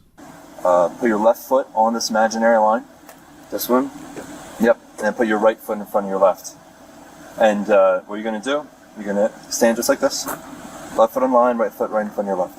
And you're going to stand like this. And then I'm going to explain everything, and then we'll go ahead and do it, okay? Okay. So left foot on the line. Left foot on the line first. And then you're going to put your right foot in front of your left. Stay just like that, okay? You're going to be heel to toe, like this. Heel to toe. Up. Put your left foot on the line. Yep. The heel to toe straight line test was catastrophic, which actually surprised me. I thought given Justin Timberlake's dancing background and his history of dancing, he'd be able to just ace that, even while completely blackout drunk. Like, I half expected him to go above and beyond, like, oh, just a straight line, that's it? No, this ain't amateur hour. How about this one, officer? I'll do you one better. You ever seen some of this? You ever seen some of this? Could a drunk man do this? Huh? What about this? Huh? Yeah! You're going to have your right foot in front of your left, heel to toe. Here? Okay, so we're going to put our left foot on the line first. Put your right foot in front of your left, heel to toe. And you can stay just like that, okay? Okay. Okay. So this is going to be a series of 9 heel-to-toe steps. I will demonstrate this like you're doing right now. While you're doing this, you're going to look down at your toes. Guys, I'm just following my friends back to my house. Seems like he could smell it wasn't going overly well, so he's like, listen, guys, we're blowing this way out of proportion. I'm just drunk driving following my friends home. Like, this must be some kind of big misunderstanding. Like, come on, man. This is Justin fucking Timberlake. This guy has millions of dollars and has had millions of dollars for decades. You're telling me he couldn't call an Uber or have one of his, like, posse drive him home? This guy travels with, like, an entourage, I imagine. Nobody could drive him home. He is very clearly impaired here. Like, this is absurd. Right foot in front of your left. You gotta stay like that, and then just like this. It's gonna look like that. We'll start, okay? We'll start. He's gonna tell you when you're supposed to begin. He just wants you. I'm sorry. You're all good. He just wants you to be in position. He's gonna basically tell you when to go. Okay. So I'm gonna have you get in position, then you may begin. And then just walk. I'm sorry. I'm here. Ready? Ready? I'm a little nervous. Left. Right foot in front. And you may begin. 3, 5, 7. Again, not a slam dunk performance there. To be honest, I am surprised he didn't go harder on the Justin Timberlake angle. Like, I'm surprised he didn't try and just sit them down for an acapella of, NSYNC's greatest hits or something. Like, guys, we can solve this through the power of friendship, love, and NSYNC. In fact, here, I got a crowd favorite for you. Dirty Pop! Pop! He starts breaking that one out. That one was always one of my favorite NSYNC tracks, the pop one. Hi, are you with Justin? Okay, perfect. Yeah, we're doing a couple tests on him, okay? Help us. What's up? Help. You need help? No, I'm just kidding. Okay. We're just doing a couple of tests on him. I need you to hang it over here just so you don't interfere with him, okay? Player 2 plugs in the controller here, coming from out of nowhere, just in the pitch darkness out there. She just rolls up and then says, help, help us. Like, actually, like, some shit out of weapons or something there. It was very peculiar. And the officer's like, what? You need help? She's like, no, it's just a joke. I'm just yanking your chain. I'm just jerking your gherkin. What's going on over here? You got my friend Justin. Okay. Yeah, we just have to do a couple tests on him, make sure he's okay to drive as well. Okay. If not, we can have someone drive him. Right, gotcha. So she appears to be a member of his team, and then says that if he's not okay to drive, they can have someone drive him. Well, why the fuck didn't you just do that in the first place? Did Justin insist that he drive himself? I do my own stunts, guys. I'm fine. Yeah, I can't really see straight, but I'm good to drive. You gotta trust me here, damn it. I wrote Bringing Sexy Back. I know what's best for us. 1,000, 2,000, 3,000, 7,000, 5,000. That's all good. Right. By the way, these are like really hard tests. Well, he was already operating the vehicle, so we need to make sure that he's okay. He wasn't operating the vehicle under any kind of impairment. Got it. That's all. If he's all good, can I charge my phone? Is that okay? Yeah, you can go into the vehicle. That's perfect. Okay, thank you. Yeah, it's fine. Okay. Ma'am, do you have another way to get home? Can I drive? Have you been drinking? Nope. You haven't been drinking tonight? I had like one glass of wine. Okay, no problem. How are you related? Friends? Friends, obviously. Okay, if he's okay with you driving the car, you look like you're fine to me? They got JT in the handcuffs now, after the series of field sobriety tests here. And then the lady who showed up, she's now questioning what's going on. The officer's explaining to her, and then she's asking to drive the vehicle home. The officer asks if she has another way of getting home. And I have to imagine the answer to that question is yes, because how did she arrive here in the first place? Like, did a fucking spaceship drop her off? I'm really curious because she, I believe, does end up taking his car there. So I guess maybe she had someone from the team drop her off here. Like maybe they have a GPS tracker on JT. So when they notice that he was stopped for a while, they sent her in as the cavalry to check on her. Like, I'm actually kind of confused on exactly where she came from. So I looked it up, and she was in the vehicle that Justin was apparently following. So I'm guessing, so she is the designer, and she was with her husband, and Justin was apparently following their car. So I'm guessing they noticed that his car was no longer behind them, so then they kind of threw that shit in reverse and went to locate him, and then she tried to help here, though unsuccessfully. But I don't look fine to you. Oh, I was like, wait, no, what? You look under the front of the car. What do I look like? You look under the front of the car. Do It's I fine. not look good? So he's coming with us. Okay. No, he's not. Yes, he is. No, why? He's being arrested for intoxicated. Stop it. DWI. Yes. No way. Yes. Don't say it. Yes. He's coming back with us. Speech isn't slurred. You're you're arresting Justin Timberlake right now? Yeah. Stop it. Yes. Why? He was driving drunk. He wasn't. Her strategy is quite the desperate attempt here. She's like, no, you can't be. You're arresting Justin Timberlake. No, stop it. No, he wasn't driving drunk. No, what? Nuh-uh. You guys are wrong. This can't be. This is Justin Timberlake. So, even though he didn't really play the Justin Timberlake card a ton during their interaction, she is using it willy-nilly. And again, it's not working. He failed every single one of our test What do you mean? So at this point, so listen, this is a private matter with us and him. Okay, I can't really talk about it too much. Okay, just know I he's got it. not. There has to be a moment of talking. No, not anymore. Please help me. Not anymore. Hold on. Okay. So Hold on. this is the registration. Can you guys please just do me a favor because you loved Bye Bye Bye or I'm like happy. Sexy Back? I'm Like, happy. do me one favor. Let me ask him if he wants me to give him his phone. Yeah. I mean, This is insane. So it's not going to be a long thing. I'll let you walk up real quick. Please.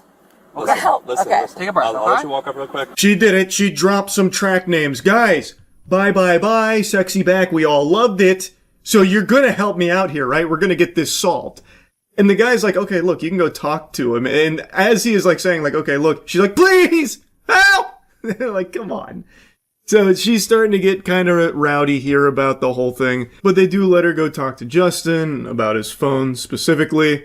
And I gotta tell you, I do really like the attempt from her to, drop the old boner jams, as the get out of jail free card. Guys, we all liked Bye Bye Bye, right? Just imagine a world where that works, where the officer's like, wait, oh my god, Justin Timberlake, he's in sync, that's right. I love that one. Bye Bye Bye. Yeah, alright, let's go get him out the back. Oh, what were we doing? We feel like real fools now. Thank you so much for reminding us. What was the traffic violation I missed? I observed you. Just so I know for future reference. I observed you failing to fully stop at the stop sign, and then while you were driving, you failed to keep right on numerous occasions. So you're very. Wait, start over? Sorry. So one more time. You failed to stop at the stop sign, and then while you were operating the motor. Actually, Justin, I think I can chime in here as well to help you for future reference. Just don't drink and drive. It's like the easiest thing in the world to avoid doing, especially for someone with the endless resources that you have. Just call an Uber, or have one of your friends that are constantly around you to drive you home when you've been drinking. So that way, not only are you safer for it, but all of the innocent people on the road around you are as well. So you're not jeopardizing their safety. It's actually really easy to avoid drinking and driving, believe it or not, Justin. Yeah, happy to answer anything I can. Is this the normal process? Yeah, everything is pretty standard. Nothing of the ordinary. We do this for everyone that gets arrested for DWI. Is there anything specifically about it? It's just standard protocol. Gotcha. I appreciate you boys for doing your job, man. I appreciate that you understand that we got to do our our thing. I appreciate you boys for doing your job. I had one martini and I followed my fucking friends home, and I appreciate you boys for doing your job. Man, you can just tell by his eyes, he is just not there right now. It really does look like he is hammered, and he keeps doing like these long pauses and then a slight smile, like this devious smirk. It's odd, but it's because he's drunk. Now, I will say, this isn't the craziest body cam ever released. I went into this expecting it to be just truly degenerate because of how Justin and his team were responding to it, doing everything they could to stop it from being released, silence it. So I really expected it to be much worse. And I think the decision to try and bury it was one that shined a much bigger light on it and most likely had even more people tuning in to see what he was trying to stop everyone from seeing from the body cam. As I've always said, I have no respect for drunk drivers, so I think this is a huge L for Justin Timberlake, and also the follow-up L of trying to suppress it. That was a terrible decision there as well. That was a rough chess maneuver they attempted. Anyway, just wanted to yap about it a bit. That's it. See ya. For 2 months, many of you have been trying desperately to convince me that I would like something that I was pretty confident I wouldn't. And like a stubborn child refusing to even try a head of broccoli, I stuck to my guns, crossed my arms and said, no thank you. I do not like green eggs and ham. And for 2 months, I'd been adamant that I will not watch the movie that blew up this summer, K-pop Demon Hunters. I think it was 2 of the trailers, or maybe it was 1, and I saw it twice, I can't remember. But I saw the trailer, the animation looked great, but it is just not my kind of movie. It is a musical, and I've been very public about how much I do not like musicals. So it simply was not for me. But when this Netflix film exploded with popularity, I said, I'm happy that you're all happy. I'm glad. And for 2 months they said, no, Charles, listen, you old Scrooge. This is fucking incredible stuff. You might not like musicals. You might not be the biggest K-pop fan, but this movie's gonna blow you away. Trust me. The amount of times I heard that. If I only had a nickel. And I was firmly planting my feet and lat spreading, saying, I'm not doing it. You won't get me to watch it. I already know I won't like it that much. What's the point? But then tonight, at 5 a.m. after another sleepless evening. No rest. Gotta tell you, sports fans, I wish the K-pop stars could start targeting insomnia. Fucking banish that to the Shadow Realm, please. If you finish with the demons, please go after insomnia. I'm really fucking tired of it. But I said, to hell with it. I'll take a peek, I'll take a gander, see what all the fuss is about. Nothing to lose. I either watch something and I'm moderately entertained, I watch it and I end up loving it, or I fall asleep. All of these are fine outcomes at 5 a.m. when I just can't sleep in the first place. So I just finished it. It is now 6:30 a.m. And I bet you're expecting me to have this big eureka come to Jesus moment. No, you were all right. It actually was my favorite animated movie ever. Sorry to say that's not the case. I feel exactly how I expected to feel after finishing this film. I didn't hate it or anything. I didn't dislike the movie, but I didn't love it or anything. It was a fine time. It was a beautiful animated movie. The animation was stunning. I love the style of the film, which I also knew I would going into it, because the trailers, they do a really good job of setting you up for exactly what you're going to get. But like I said, I just don't like musicals. And I don't dislike K-pop, but it's not my favorite musical genre. So it's a musical in a genre of music that I don't typically download and snap my fingers to. So it was never going to be the grand slam home run in my eyes, but I totally understand why so many people have fallen head over heels in love with it. I definitely get it. If you like K-pop, this definitely has it out the wazoo, and the songs are catchy. Some of the tunes are definitely, little earworms that'll have you humming it a little bit, no doubt. My favorite song was actually the second to last one, the Your Idol one, from the Saja Boys. That was a good song. I enjoyed that boner jam. And I'd confidently say that there's no bad songs in here. There was none of them where I was plugging my ears, begging for the agony to stop or anything. Overall, it was fine. It's exactly what I expected to happen for me. I watched it. I was entertained, but it wasn't something that I'll be singing or really thinking about in a day or two from now. But, like I said, I really do get why so many people have been glued to it. I know it just went to theaters. Netflix, this was so big for Netflix, they decided to put it into theaters. And in its debut a few days ago, it brought in 18 million, I think it was, on its opening, which is actually a huge opening.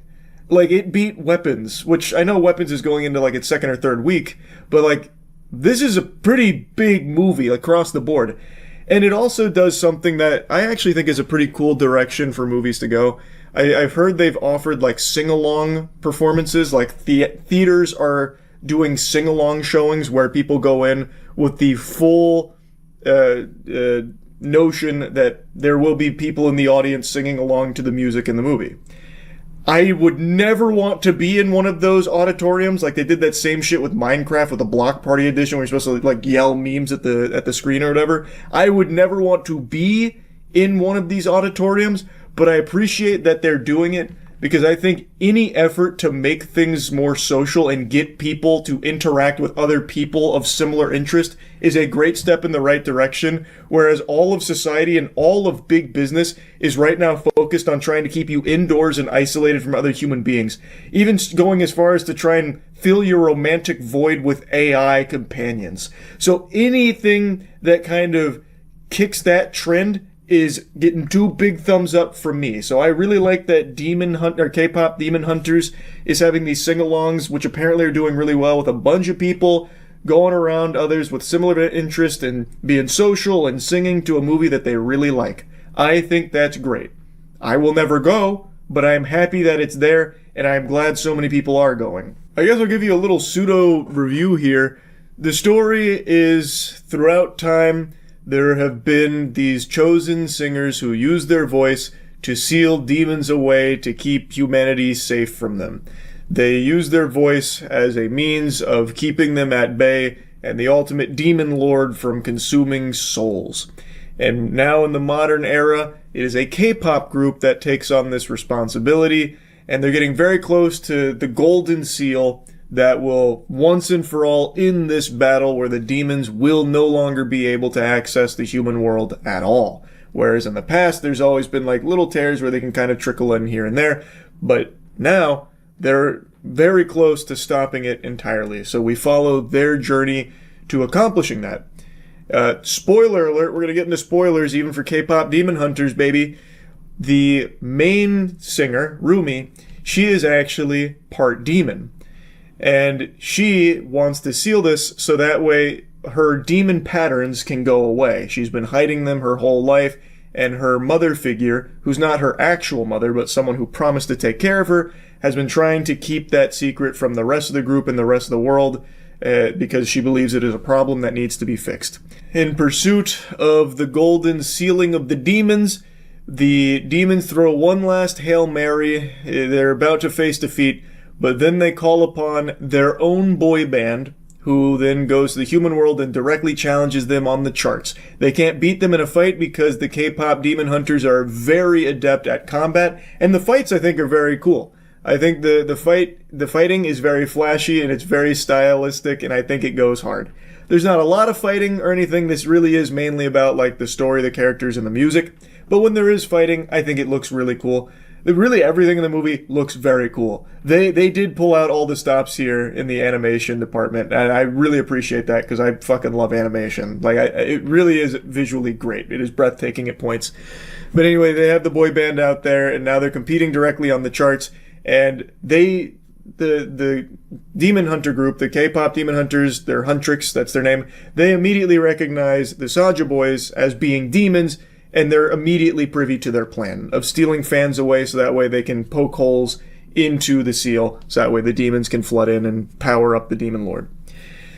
And then a romance blossoms where the lead demon of the Saja boys and the lead of Huntrix, Rumi, they start to find common ground because she's part demon.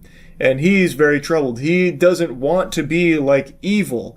He made a mistake in his past, and he has been paying for it for 4 centuries now.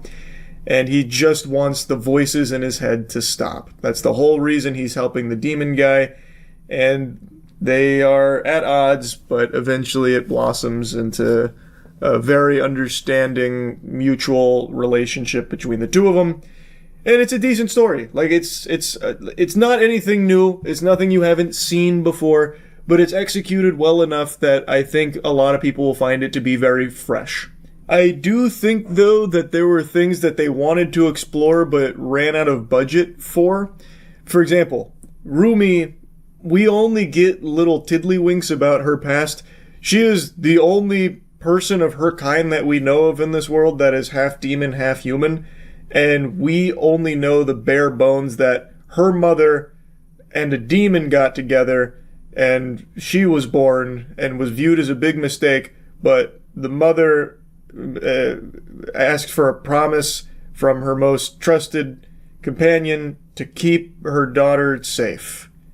But we don't know anything about the mother or the demon father or anything like that, and I thought for sure that would be something we'd learn a little bit about, but it never came. Unless there was a post-credit scene that I might have missed. I didn't go through the entire credits. Maybe it's possible, I'm not sure. But I'm just surprised that wasn't explored. It also felt like Rumi was the only character that got real depth. The other 2 members of Huntrix, they kind of just played on the sidelines. Like they gave you bits and pieces, like they gave you the general character personalities and like a bit of the background, but never really too much. You never really got to know them very well past their desire to seal the demons away and their complete hatred of demons. I really thought this movie was going to go in a different direction towards the end too, because we know Jinu, that's the demon guy's name, the lead of the Saja boys. We know about his past a lot, and it seems like he's not the only one of his kind that is just reluctantly serving the Demon King. Like, no one seems to want to do that. They just have the voice in their head that is compelling them to do so. And he explains to Rumi that all demons do is feel all of their shame and all of that anguish that they've experienced when they are humans. They just live it perpetually. Like, they are not happy with where they are and what the Demon King does to them. So I thought that there would be like this turning point where there was like an understanding with Huntrix, like, oh, these demons, like, they were once people, and that's still somewhere in there. And a lot of them just want to live without that voice in their head reminding them of their biggest mistakes, that kind of thing. But that never comes. I thought that was where the plot was going, at least to a certain extent, but it's not. I guess it's just Genu. He is the only one in the entire demon world. Him and his pets. They also are an exception. But it's not a complaint or anything, by the way. Like, they don't have to go in that direction. It's totally fine they didn't. I'm just saying I was just kind of surprised because they kind of put the breadcrumbs there that I thought that was where they were going. Anyway, though, I don't have any, like, big complaints about the movie or anything. I really don't. Even though it's not my cup of tea, it's not my taste, it's not like there was anything in here that I think was wrong or bad. It's, again, just not my genre of movie. So it doesn't really appeal to me in a big way. But I didn't have a bad time watching it. I was entertained. And yeah, that's really about it. See ya.